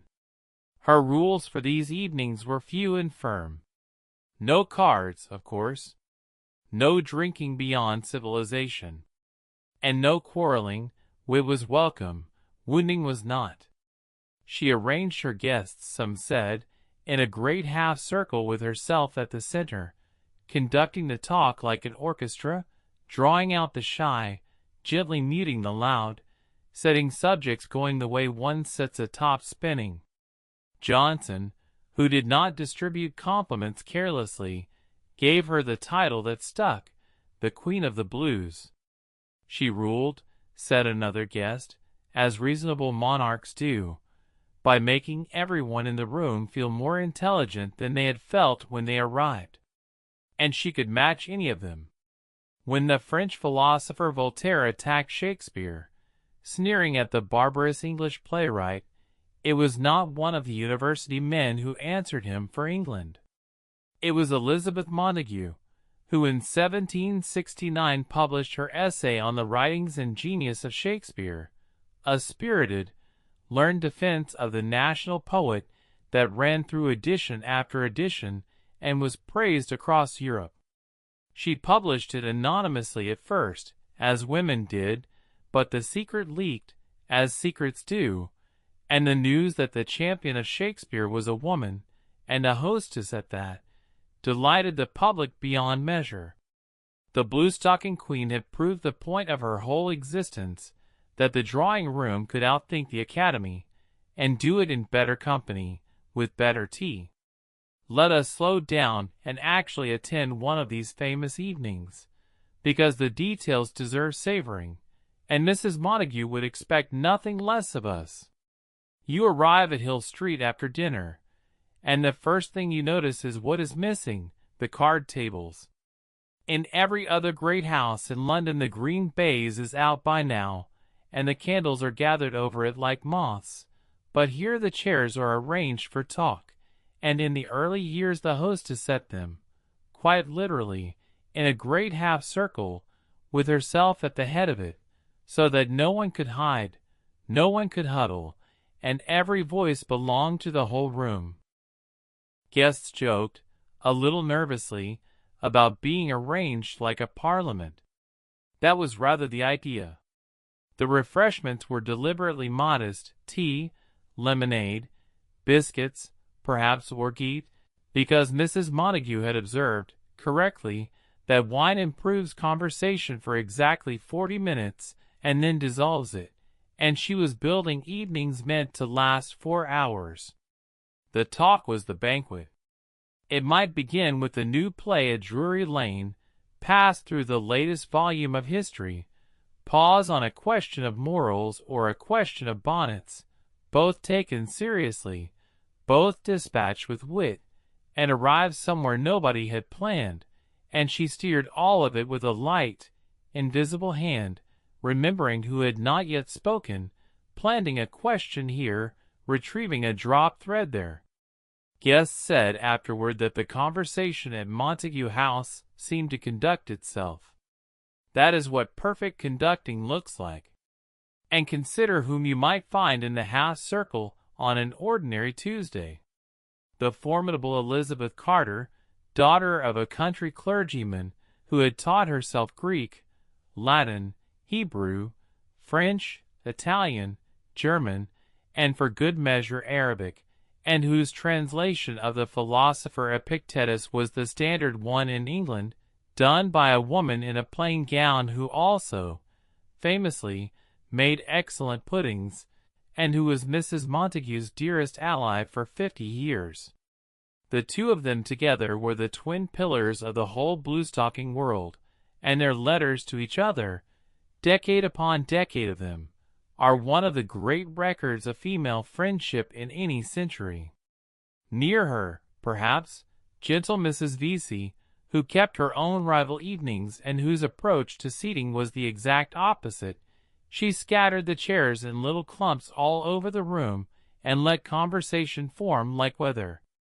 The two systems were debated by the guests of both houses with complete solemnity, as if the arrangement of chairs were a branch of philosophy, and in their world it truly was. There were failures, of course, and she owned them with grace. Evenings when the great lion of the season refused to roar, when Johnson was gloomy or Garrick performed too much or two wits took a dislike to each other, and the whole room had to be played like a difficult harp. There was, between her and Johnson, in later years, a distinct cooling. Two monarchs, in the end, is one monarch too many for a single drawing-room, and when he criticized a friend's book she withdrew her favor, and he growled about her ever after, while still conceding, because it was undeniable, that she had more wit than any woman of the age. She could hold her own against anyone alive. A visitor once said that she never spoke in borrowed opinions, that everything she said was minted in her own head, with her own image on the coin. And all this while, do not forget, she was running an industrial empire. The Queen of the Blues spent part of every year in the North, in plain rooms, going over the colliery accounts line by line, negotiating with agents, planning wagonways, and the gentlemen of the coal trade, who had expected an ornamental widow, learned to prepare their figures very carefully before meeting her. She doubled the fortune Edward left her. She gave feasts for her pit families, built and repaired and endowed, and answered, when a fine lady wondered how she could bear to talk of coal, that coal, madam, was what her candles were lit with, and she saw no shame in knowing where light came from. Her money ran through the age quietly, in pensions to broken-down scholars, in dowries for portionless girls, in the anonymous rescue of proud people who could not have accepted open charity. She practically supported the poet James Beattie. She eased the last years of half a dozen learned men who never knew for certain where the ease came from, and she took her young cousin Matthew under her roof and made him her heir. At her country estate at Sandalford, she employed the great landscape gardener Capability Brown to remake the grounds, and walked her visitors through the new sweeps of lawn and water with the particular happiness of a woman who had earned every acre of the view twice over, once by marriage and once by management. Picture her, then, in the last great decade, at Montagu House on a public night. The square outside is jammed with carriages, link boys running with torches between them. Inside, the great rooms are lit with what one guest called extravagant hospitality, wax candles by the hundred, no expense of light spared, because light, remember, is her trade. In the feather room, the plumage shimmers wall to wall. And moving through it all, small, upright, magnificently dressed, an old lady with quick eyes greeting 300 guests by name, is the girl from Yorkshire who used to summarize the philosophers for her step-grandfather, and who decided, somewhere along the way, that if the world would not give a clever woman a kingdom, she would simply furnish one herself, and light it better than the king's. And here a sister must be mentioned, because genius, in the Robinson family, came in a matched pair. Elizabeth's younger sister Sarah, quieter, gentler, and every bit as clever, escaped an unhappy marriage and settled near Bath, where she did something quietly extraordinary. She wrote novels, and one of them, called Millennium Hall, imagined a great country estate owned and governed entirely by women, educated, independent, and answerable to nobody, spending their days in learning, charity, and friendship. It was a fantasy, of course. In 1762 it could be nothing else, but it went through edition after edition, because half the ladies of England, reading by their bedroom candles, recognized the dream at once. And Sarah did not merely write it, she and her dearest friend lived a modest version of it, a household of women, orderly and content. The two sisters wrote to each other their whole lives, the queen of the drawing rooms and the architect of the fantasy, and between them they mapped, from two different directions, the same quiet country, the one where a woman's evening belonged to herself. Elizabeth's own mornings, it should be said, were nearly as famous as her evenings, for she gave literary breakfasts, a fashion she helped invent, where a dozen chosen guests came at a civilized hour for chocolate and hot rolls, and 2 hours of talk before the day had made everyone stupid. And her letters, thousands upon thousands of them, were prized by their receivers like small performances, copied, passed around, read aloud at other people's tea tables. The wits called her the female Maecenas of Hill Street, after the great Roman patron of poets, and men who had dined out on their own brilliance for decades checked their cuffs and rehearsed a little, privately, before an evening at Mrs. Montagu's. Not one of them ever admitted this. All of them did it. With her fortune entirely her own, she built herself a palace for conversation. Montagu House rose on the corner of Portman Square in London through the 1780s, vast, light, and modern, and society called it the Temple of Taste. Its most famous marvel was a room that sounds invented, and was not, the Feather Room, an entire chamber whose walls were hung with shimmering tapestries of real feathers, thousands upon thousands of them, sent to her by friends from every corner of the world, peacock and pheasant and jay, stitched into flowing patterns by Mrs. Montagu and her ladies over years of those quiet working afternoons we spent together earlier this evening. Visitors, including royalty, came away describing a room that glowed like a sunset that had been persuaded indoors. The Queen herself came to see it. A poet wrote verses about it. It was needlework, that humblest of ladies' arts, raised to the scale of legend. And there is one more evening in her story that must be told, because it tells you who she was better than any marble monument. Every year on the 1st of May, on the lawn of that grand house, Elizabeth Montagu gave a dinner, and the guests were the chimney sweeps of London, the little boys, some of them barely 6 years old, who were sent up the dark, choking flues of the city's houses, the most pitied and most ignored children in England. Once a year, at the Queen of the Blues house, they ate roast beef and plum pudding on the grass in the spring sunshine, as honored guests, and she moved among them, the richest intellectual hostess in the kingdom, playing hostess to the sootiest subjects in it. She did it every May until she died. London society found it charming and a little baffling. The sweeps, one imagines, found it dinner, and one day a year on which the world was kind. She grew old in that house, magnificently, corresponding with half of Europe, godmother to a whole generation of thinking women, and when she died in 1800, at 81, the age of the great salons dimmed with her.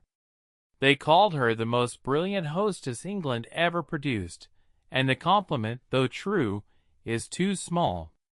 What Elizabeth Montagu proved, evening after candlelit evening for 50 years, was that a woman barred from every institution in the land could simply build her own, out of teacups and armchairs and firelight, and make it so splendid that the institutions came to her. The universities would not have her, so she assembled a better one in her drawing-room, and admitted the poor botanist in his blue stockings, and the shy young novelist, and the Greek translator in her plain gown, and taught the loudest men in England to listen. That is her legacy, and some of it is folded into every good conversation by candlelight to this day. Let the fire settle a little, and let the Queen of the Blues withdraw with all her feathers and her glory, because our second lady is waiting, and she could not be more different, warmer, louder, funnier, and braver in a way that scandalized an entire nation. Long before she was the most notorious widow in England, long before she broke every rule her world was built on, and lived happily ever after anyway, she was simply Hester Lynch Salisbury, a small, quick, black-eyed girl born in 1741 in a draughty old house in Wales, to a grand family with a grander pedigree and almost no money left to polish it with. The Salisburys were ancient Welsh gentry, the kind of family with heroes in the parlor portraits and holes in the parlor carpet, and Hester grew up as the adored only child of quarrelsome, affectionate, chronically embarrassed parents who could give her nothing but attention, and gave her all of it. She was a prodigy, and no one troubled to hide it from her. She read English, then French, then Latin. She wrote verses. She was witty on demand the way other children recited catechism, and the great relations who occasionally descended on the household would set little Hester talking the way one winds up a music box, and she sparkled for them, and filed away, with those quick black eyes, exactly how much sparkle was worth in the world, and how little it weighed against money. She learned that lesson in full at 22. A husband was found for her, in the way of the age, and he was, on paper, a triumph. Hester Thrale, master of one of the great breweries of London, solid, wealthy, well-mannered, ambitious. Hester did not choose him, did not love him, and did not pretend otherwise in the privacy of her journals. He, for his part, wanted a well-born, clever wife to sit at the head of his table, and he had bought, though he did not know it yet, very much more cleverness than he had bargained for.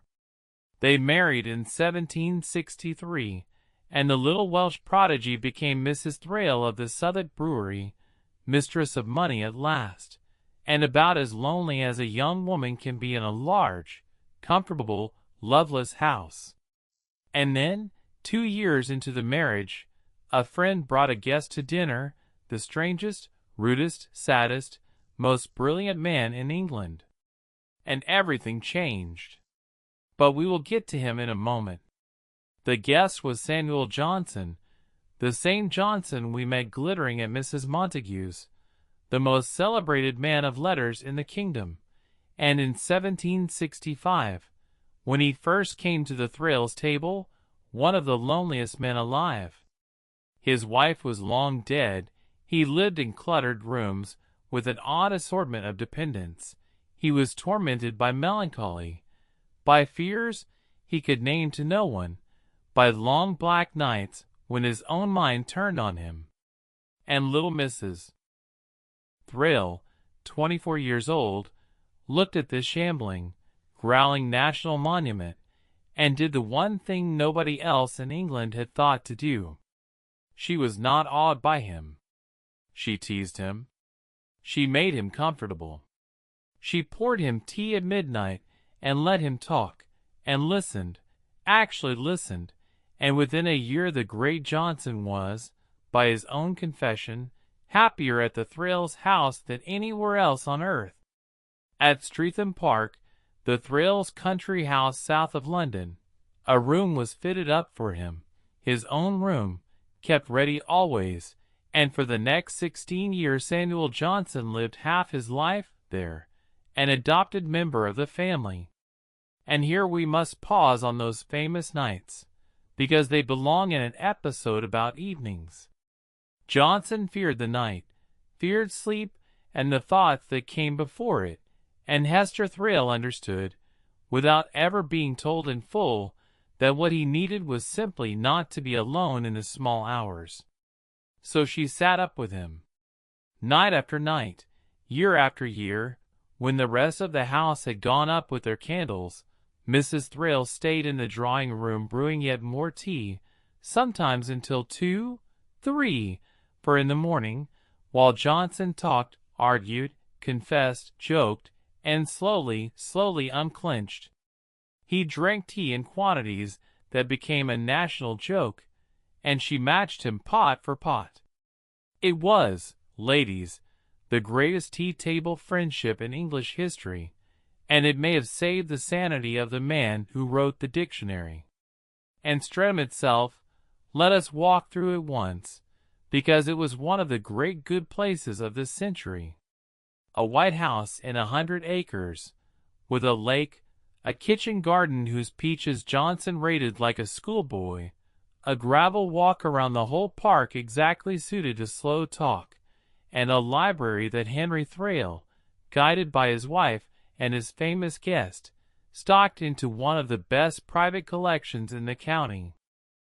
Around the top of that library hung the portraits, for Henry commissioned Sir Joshua Reynolds to paint the whole Streatham circle of Johnson, Burke, Garrick, Reynolds himself, Dr. Burney, and the gallery grew year by year like a family album done in oil, 13 faces looking down on 1,000 dinners. Guests came out from London on a Thursday and stayed, somehow, until Tuesday. Nobody ever wanted to leave Streatham. That is the plain historical record of the place. The children called Johnson their own.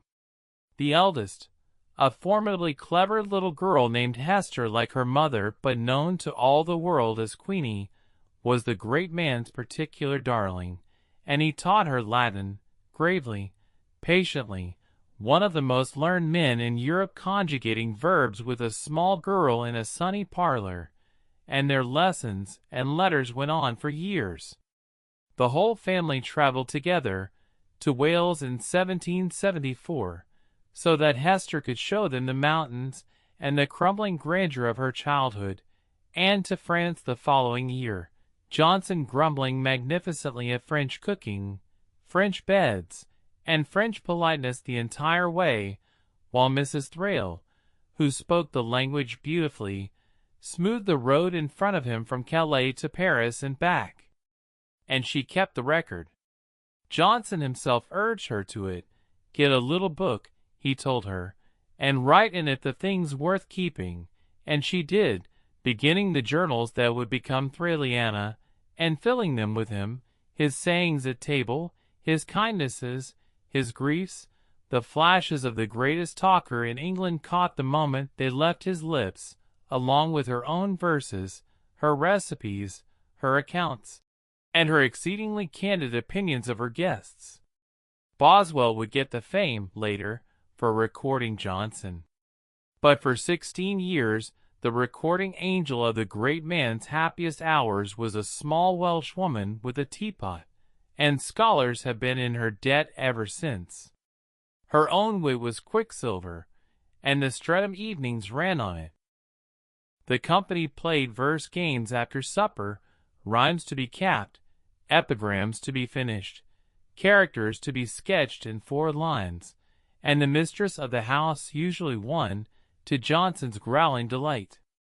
Her most famous production was a little poem called The Three Warnings, a sly, tender fable about old Dobson, who bargains with death for fair notice before the end, and it was so good that for years half of literary London assumed Johnson must have written it, which tells you everything about the age's expectations of a brewer's wife, and about how wrong they were.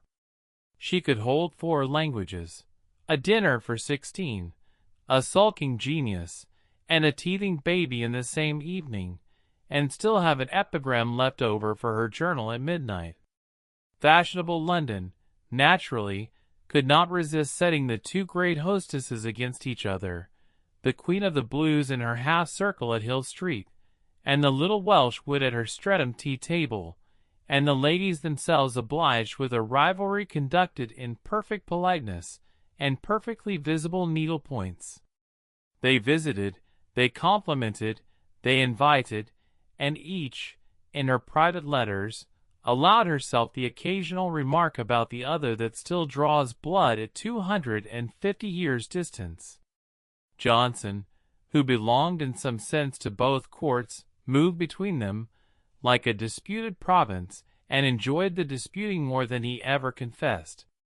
It was the World Cup of drawing-rooms, and all of literate England kept score. Streatham under her hand became the warmest salon in England, less brilliant than Mrs. Montagu's perhaps, but cozier, funnier, more forgiving, the place where the great came to take their wigs off, so to speak. Reynolds painted the whole circle for the library walls. Young Fanny Burney, whom we shall meet very soon, was all but adopted there. And presiding over it all, pouring, prompting, mocking gently, remembering everything, was small, bright-eyed Hester, who was also, all this while, and here the story darkens and deepens, enduring the other half of her life. She was pregnant by her cold, unfaithful husband 12 times in 18 years. 12. She bore the babies, nursed them, buried, in the end, 8 of them, and rose from each small grave to pour tea for the wits by evening. Read her private journals from those years, and you will find, under the sparkle, a courage so steady it hardly recognizes itself as courage at all. The age called her a charming hostess. The truth is she was one of the strongest women in it. She poured her overflow into her pen. Verses, translations, squibs for the newspapers, character sketches so sharp her friends both dreaded and begged to see them, and always, nightly, the journals. Writing was her deep private room, the one place in a crowded, demanding, sorrow-salted life that belonged entirely to Hester. And if you would know what a Georgian evening actually felt like from the inside, hers is the hand to read, the candle guttering, the guests gone, the great Johnson finally talked to sleep, and the mistress of Streatham still awake, getting it all down while it was warm. In 1781 Hester Thrale died of apoplexy and overeating, having nearly ruined the brewery twice, and his widow, executor of his estate, walked into the counting-house and helped sell the whole vast concern with a competence that astonished the gentlemen involved. It was at that sale that Johnson, one of the executors, produced his immortal line that they were not there to sell a parcel of boilers and vats, but the potentiality of growing rich beyond the dreams of avarice. The brewery fetched £135,000, a colossal sum, and Hester Thrale, at 40, was suddenly what Elizabeth Montagu had been at 57, a rich widow, free for the first time in her life. All England assumed it knew what she would do next, preside, pour, and grow old gracefully at the center of Johnson's circle. All England, as it turned out, had not been paying attention. Because Hester had a secret, and the secret had a name, Gabriel Piazzi. He was her daughter's music master, an Italian singer and teacher, gentle, dignified, talented, kind, everything her first husband had not been, and he was also, in the eyes of every person of fashion in England, absolutely impossible. A foreigner, a Catholic, a musician, which is to say, a servant, more or less, a man paid by the hour. When the widowed Mrs. Thrale, one of the most visible women in society, let it be known that she loved him and meant to marry him, the reaction was not disapproval. It was a kind of national convulsion. Her grown daughters turned on her in cold fury. Her friends staged interventions. The newspapers gorged themselves. She was, for a season, the scandal of England, a woman of 43 proposing to marry, of all outrageous things, for love. She wavered once, heartbreakingly, sent Piazzi away to Italy for a miserable year while she tried to be what everyone demanded. She grew so ill with grief that her own doctors, to their credit, finally told the family the truth, that the cure for this patient was the Italian gentleman, and nothing else. So she called him back. And in 1784, Hester Thrale married Gabriel Piazzi, and the roof of polite England fell in, and the bitterest blow came from Streatham's most famous guest. Johnson, old, sick, and terrified of losing her, wrote her a letter so harsh, so wounding, that their 20 years of midnight tea ended almost at a stroke. She answered him with dignity. He repented some of it, but the friendship was broken, and he died within the year. She grieved him truly. And then, please note the order of events, she dried her eyes, took her husband's arm, and went to Italy, and was happy. That is the scandalous part, the part her world could never forgive. The marriage everyone prophesied would ruin her lasted 25 years, and was, by every scrap of evidence her pen left behind, blissful. They went first to Italy, and the honeymoon lasted, by any reasonable count, about 3 years. Milan, Venice, Florence, Rome, Naples, the bride of 43 seeing at last, on her own money and her own husband's arm, the world she had only read about in her father's old books. In Florence she fell in with a circle of English poets and published verses alongside them. In Milan she was received by her husband's people with a kindness that stung all the more sweetly after England's coldness, and her travel journals from those years fizz like something uncorked. She had spent her whole first marriage being useful. She spent those Italian years being happy, and she took notes on the difference. And when they came home, she did the boldest thing of all. She came all the way home. In her beloved North Wales, on the very lands of her Salisbury ancestors, the Piazzis built a fine airy villa on a hillside and gave it a name that made the whole neighborhood smile. Brindella, half Welsh and half Italian, the beautiful hill, a marriage of 2 countries in a single word, which was of course exactly the point. There the scandal of England settled down to be a country lady, improving the farms, doctoring the villagers, giving the best small dinners in the county, and writing still a book on synonyms, a galloping history of the world, letters by the thousand. And when Gabriel's health began to fail, she nursed him herself, year after devoted year, and buried him at last in the little Welsh church, and raised his nephew as her heir, a boy she had brought from Italy and loved without reservation. The love match had become, in the end, the most respectable establishment in the valley, and she never once said "I told you so" in writing. Aloud, one hopes, she said it daily. They grew old together in defiant contentment, and she outlived him still unbowed. She kept her great diary all the while, The thick volume she called Thraleana, 30 years of jokes, griefs, recipes, gossip, and genius, one of the great treasure chests of the whole century, and when Johnson was gone she wrote her anecdotes of him, tender and unsparing at once, and infuriated all the right people. Gabriel Piazzi had spent a quarter of a century probing England wrong, and when he was gone, Hester, twice widowed now, did not fold. Folding was never in her.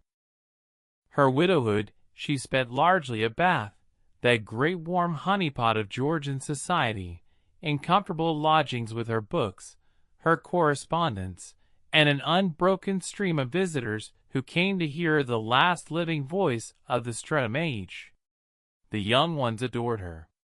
She was history that poured tea, the woman who had known Johnson, who had made the great scandal of 1784, and she told the old stories with improvements, as any honest raconteur does, and pronounced on the new books with an authority nobody dared appeal. Time, meanwhile, did its quiet mending. Her daughters, so implacable in the scandal years, were received again, and if the warmth never fully returned, the forms did, and in that world the forms were half the battle. She lived on, sharp as pens, into her 9th decade, and gave the world one final, perfect scene. In 1820, at Bath, she threw herself a birthday ball, 600 guests, the cream of the West Country, to celebrate her 80th birthday, and she opened the dancing herself, and, the witnesses all agree on this, she was still dancing when the clocks went round past 2 in the morning, the little Welsh prodigy, the tea pourer of Streatham, the scandal of 1784, outlasting the entire ballroom on her own 2 feet at 80 years old. She died the following year, and left instructions, and mischief, and those glorious diaries behind her. If Elizabeth Montagu proved that a woman could build her own institution, Hester Thrale Piazzi proved something even rarer, that a woman could tear her own life up and rebuild it, at 43, against the united opposition of everyone she knew, and win. Every woman who ever chose her own happiness over the room's approval has a little Hester in her, whether she knows the name or not. And now the fire is low, and the house is quiet, and there is just one more lady to meet tonight, the youngest of our 3, the quiet one in the corner whom everybody underestimated, which was, as it turned out, the single greatest mistake available to fashionable London in the 1770s. Long before she was the most famous novelist in England, long before queens and generals and whole armies would march through her life, she was simply Fanny Burney, a small, short-sighted, painfully shy girl born in 1752, the third of 6 children of a charming, chronically busy music teacher named Charles Burney. The Burney household in London was poor in money and rich in absolutely everything else, musicians rehearsing in the parlor, actors at supper, books on every stair. And in the middle of the world was Fanny, the quiet one, the one visitors overlooked, who did not read fluently until she was 8, so that some of the family privately thought her a little slow. She was not slow. She was watching.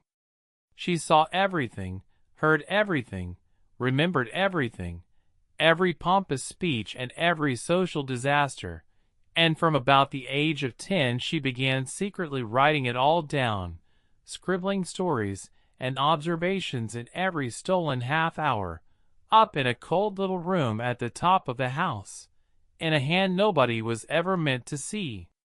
And then, at 15, she burned it all. Every page. On a bonfire in the yard, on her birthday, with her younger sister weeping beside the flames. A new stepmother had made it clear that scribbling was an unladylike habit that would ruin her prospects, and Fanny, dutiful, terrified of disapproval, took the whole secret archive of her childhood, including an entire novel called The History of Caroline Evelyn, and gave it to the fire. It is one of the great small tragedies of English letters. But burn a writer's pages, and you will discover something interesting. The writer is not in the pages. Within months, she had started a secret diary, addressed, with perfect teenage irony, to nobody, since nobody, she wrote, could be trusted with everything. And the burned novel would not stay dead either. Its heroine had had a daughter, so to speak, and the daughter's name was Evelina. Two allies kept the secret garden of her writing alive through those years, and they deserved their bows. The first was her sister Susanna, her twin soul, the one person who had always read everything and believed everything possible. The second was an old family friend named Samuel Crisp, a disappointed playwright who had retreated from the world to a rambling, hard-to-find old house in the Surrey countryside called Chessington Hall, and who had appointed himself, with no authority but love, the guardian of Fanny's talent. She called him Daddy Crisp. He demanded her journal letters, real letters, he insisted, written hot, with everything in them, and he criticized and coaxed and championed her for 20 years. Chessington, that sleepy old house with its crooked passages and its gooseberry bushes, became her sanctuary, the one address in England where she could write all morning without apology, and it was there, in fact, pacing the garden walks, that much of her first novel worked itself out. She wrote Evelina in secret, over years, in that same cold upstairs room, and in stolen seasons at Chessington, in hours shaved off the edges of a dutiful daughter's day, and she wrote the fair copy in a disguised, backward slanting hand, because her own handwriting was known to the publishers from copying her father's manuscripts. Think about the layers of concealment wrapped around this one shy young woman's book. A false hand, a go-between brother in a false name, a publisher, Mr. Lowndes, who bought the novel of the season, side of author unseen, for exactly 20 guineas. It was published in January 1778, anonymously, and London simply fell over. Everyone read it. Everyone talked about it. And nobody at all, knew who had written it. The scene that follows is the one to fall asleep on. It is that lovely. Her father, Dr. Burney, picked up the book everyone was praising, read it, adored it, and then, by way of a cousin, learned the truth, that the anonymous author dazzling all of London was his own quiet, blushing, 25-year-old Fanny, writing in secret at the top of his own house. He wept. He kissed her and called the book the best novel he knew by a woman, and his pride, she wrote later, was the happiest single sensation of her life. The secret leaked, of course, gloriously. At Streatham, Mrs. Thrale, yes, our Mrs. Thrale, all but adopted her. Johnson himself, the great arbiter, petted her outrageously, quoted her characters at dinner, and declared there were passages in Evelina that Richardson himself might have envied. The shy girl in the corner was, at 25, the most celebrated new writer in England, and she recorded every delicious, terrifying minute of it in the diary, laughing at herself all the way. Her account of those Streatham evenings is a comedy in itself. She sat at the tea-table trying to be invisible, which had always worked before, and discovered to her horror that invisibility is not available to famous authors. Johnson would boom out praise of Evelina across the dinner table while she studied her plate and prayed for the floor to open. Mrs. Thrale, who collected shy geniuses the way other ladies collected porcelain, drew her out, teased her, mothered her, and put her at ease among the most intimidating company in England, and gradually the watcher in the corner began, cautiously, to enjoy herself, though she never once stopped taking notes. The wits adopted her as a kind of mascot of observation. It became a running joke of the circle that one must behave at dinner, or one would end up in Miss Burney next book, and the joke was funnier because everyone at the table knew it was not entirely a joke. A second novel, Cecilia, confirmed everything in 1782, a bigger, richer, more ambitious book about an heiress and the fortune that complicates every affection around her, and it sold enormously, and was quoted everywhere. Tucked into its final pages, by the way, is a phrase that would have its own astonishing afterlife.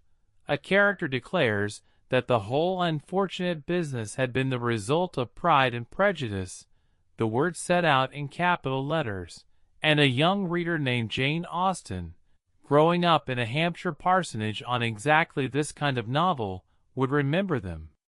The line of descent is direct, and Austen herself was proud of it. Her famous defense of the novel in Northanger Abbey named Cecilia outright. The quiet Burney girl, in other words, helped build the very house that English fiction lives in still. And then, in 1786, respectability arrived with a velvet trap inside it. Fanny was offered a place at court, second keeper of the robes to Queen Charlotte herself, a salaried position, a royal honor, impossible to refuse. So she did not refuse, and thereby lost 5 years of her life to the most exquisitely boring job in the kingdom. She stood for hours. She handed pins, she folded lace, she attended, she waited. The etiquette was smothering. One must not sneeze in the royal presence, one must not sit, one must never turn one's back, and the days repeated like wallpaper. Any other courtier would simply have endured it. Fanny endured it and took notes, and her court journals, sharp, hilarious, and humane, became the best window on that entire royal world that history possesses. The courtiers did leave her one scene that no novelist would have dared invent. The poor king, George III, fell gravely ill in those years, his mind clouded for a time, and the whole court tiptoed around the sad mystery of it. One winter morning at Kew, walking in the gardens and assured the king was safely elsewhere, Fanny turned a corner and found herself face to face with him. Attendants scattered, and did what any well-drilled courtier would do when etiquette offered no instructions whatsoever. She ran. And the King of England ran after her, calling her name, his doctors puffing behind him in a full royal chase down the gravel walks of Kew. When her strength gave out, and she finally stopped and turned, trembling, curtsying, the king came up to her, put his hands on her shoulders, kissed her cheek, and simply talked to her, kindly, sadly, at great length, about her father, about her books, about his own troubles, an unhappy king and a terrified novelist standing in a cold garden being human with each other while protocol lay in ruins around them. She wrote the whole scene down that night, of course. It is one of the most touching pages in the diaries, and nobody else on earth could have given it to us. But the cage, however gilded, was killing her. Her health failed year by year, until at last her father was persuaded, and she was released in 1791 with a small pension and her freedom. And now, at last, the love story, and it is one of the sweetest of the century.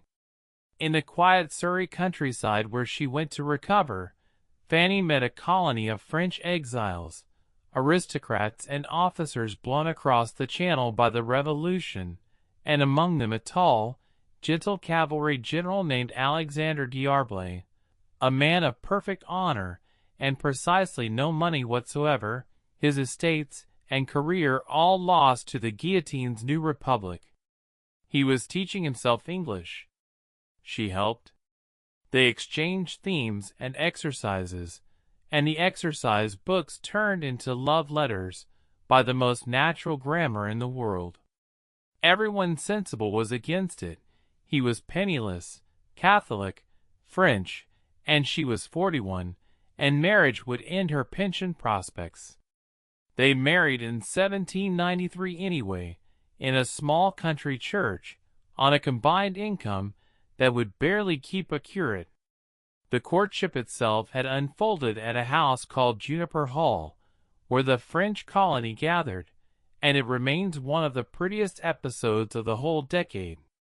The exiles were brilliant, penniless, and glamorous with catastrophe, and the quiet English novelist was drawn into their firelit evenings of talk, 3 languages going at once, and there was the tall general, grave and gentle, who asked if Mademoiselle Burney would consent to correct his English exercises. She consented. He wrote her little essays, she returned them marked, and somewhere among the corrections the essays began to be about admiration, and then about devotion, and the marking in the margins grew very careful indeed. He was 5 months her junior, a soldier who had commanded artillery and guarded kings, and he courted her with grammar. It worked completely, and the marriage was poor and merry in a way that shocked her fine friends and charmed everyone else.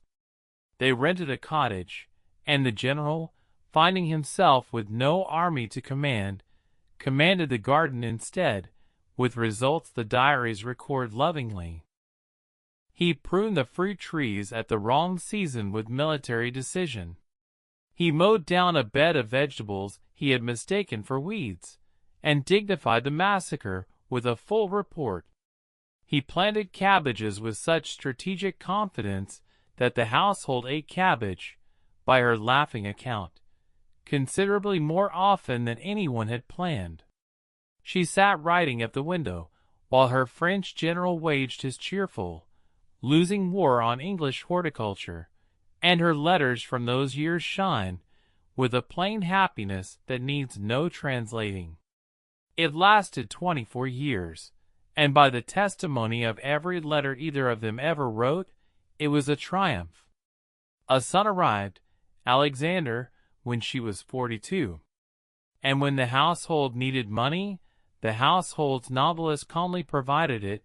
Her 3rd novel, Camilla, sold by subscription to a list of 2,000 names with the Queen at the top, earned enough to build them a cottage of their very own, which they named, with perfect justice, Camilla Cottage, the house that a book built.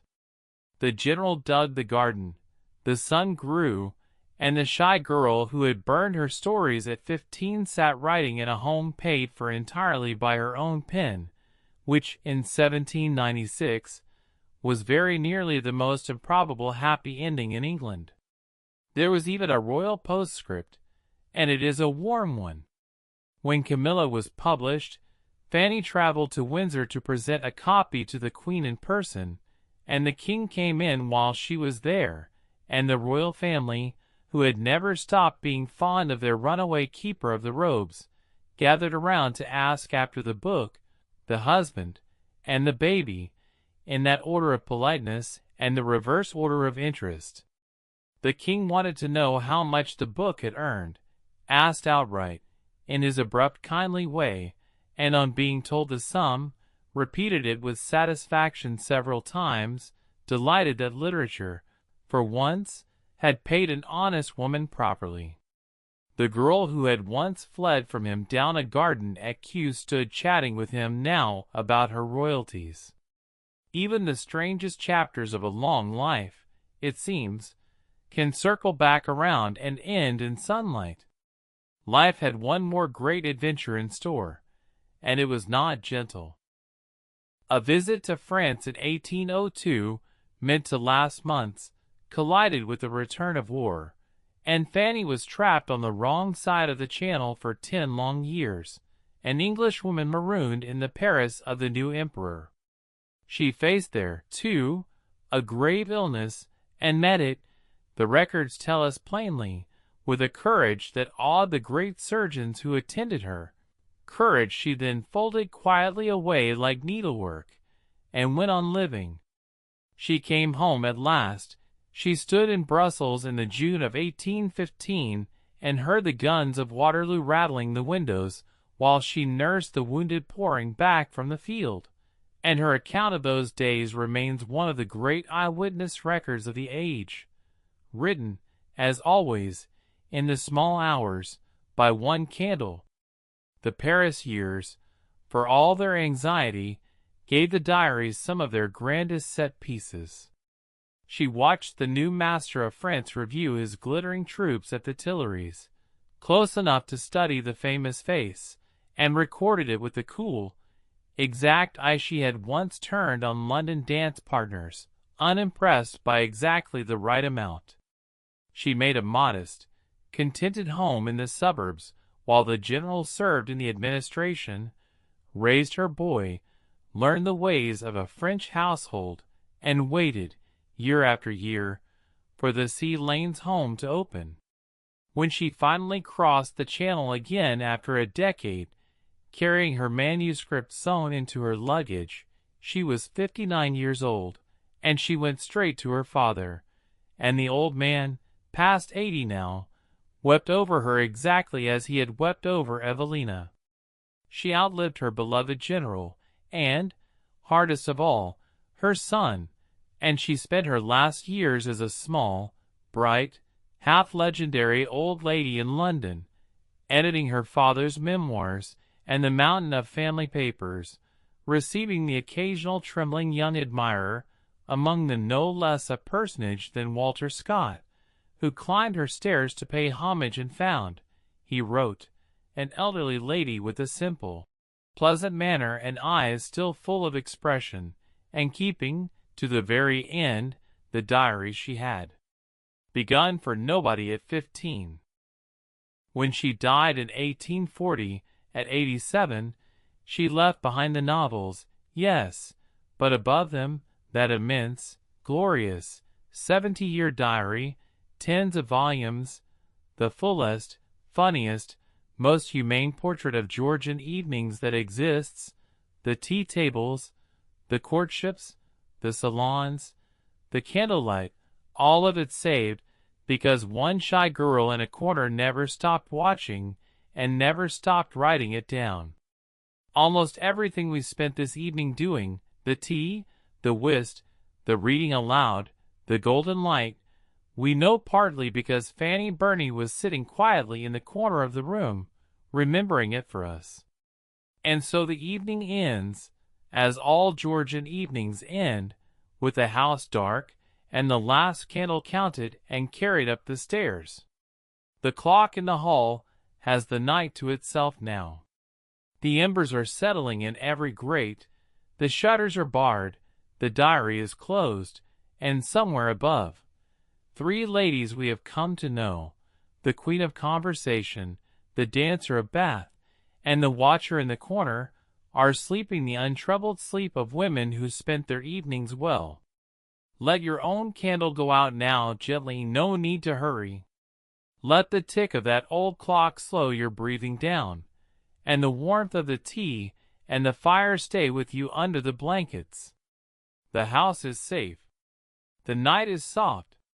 Sweet dreams, my friend. We will meet again tomorrow night.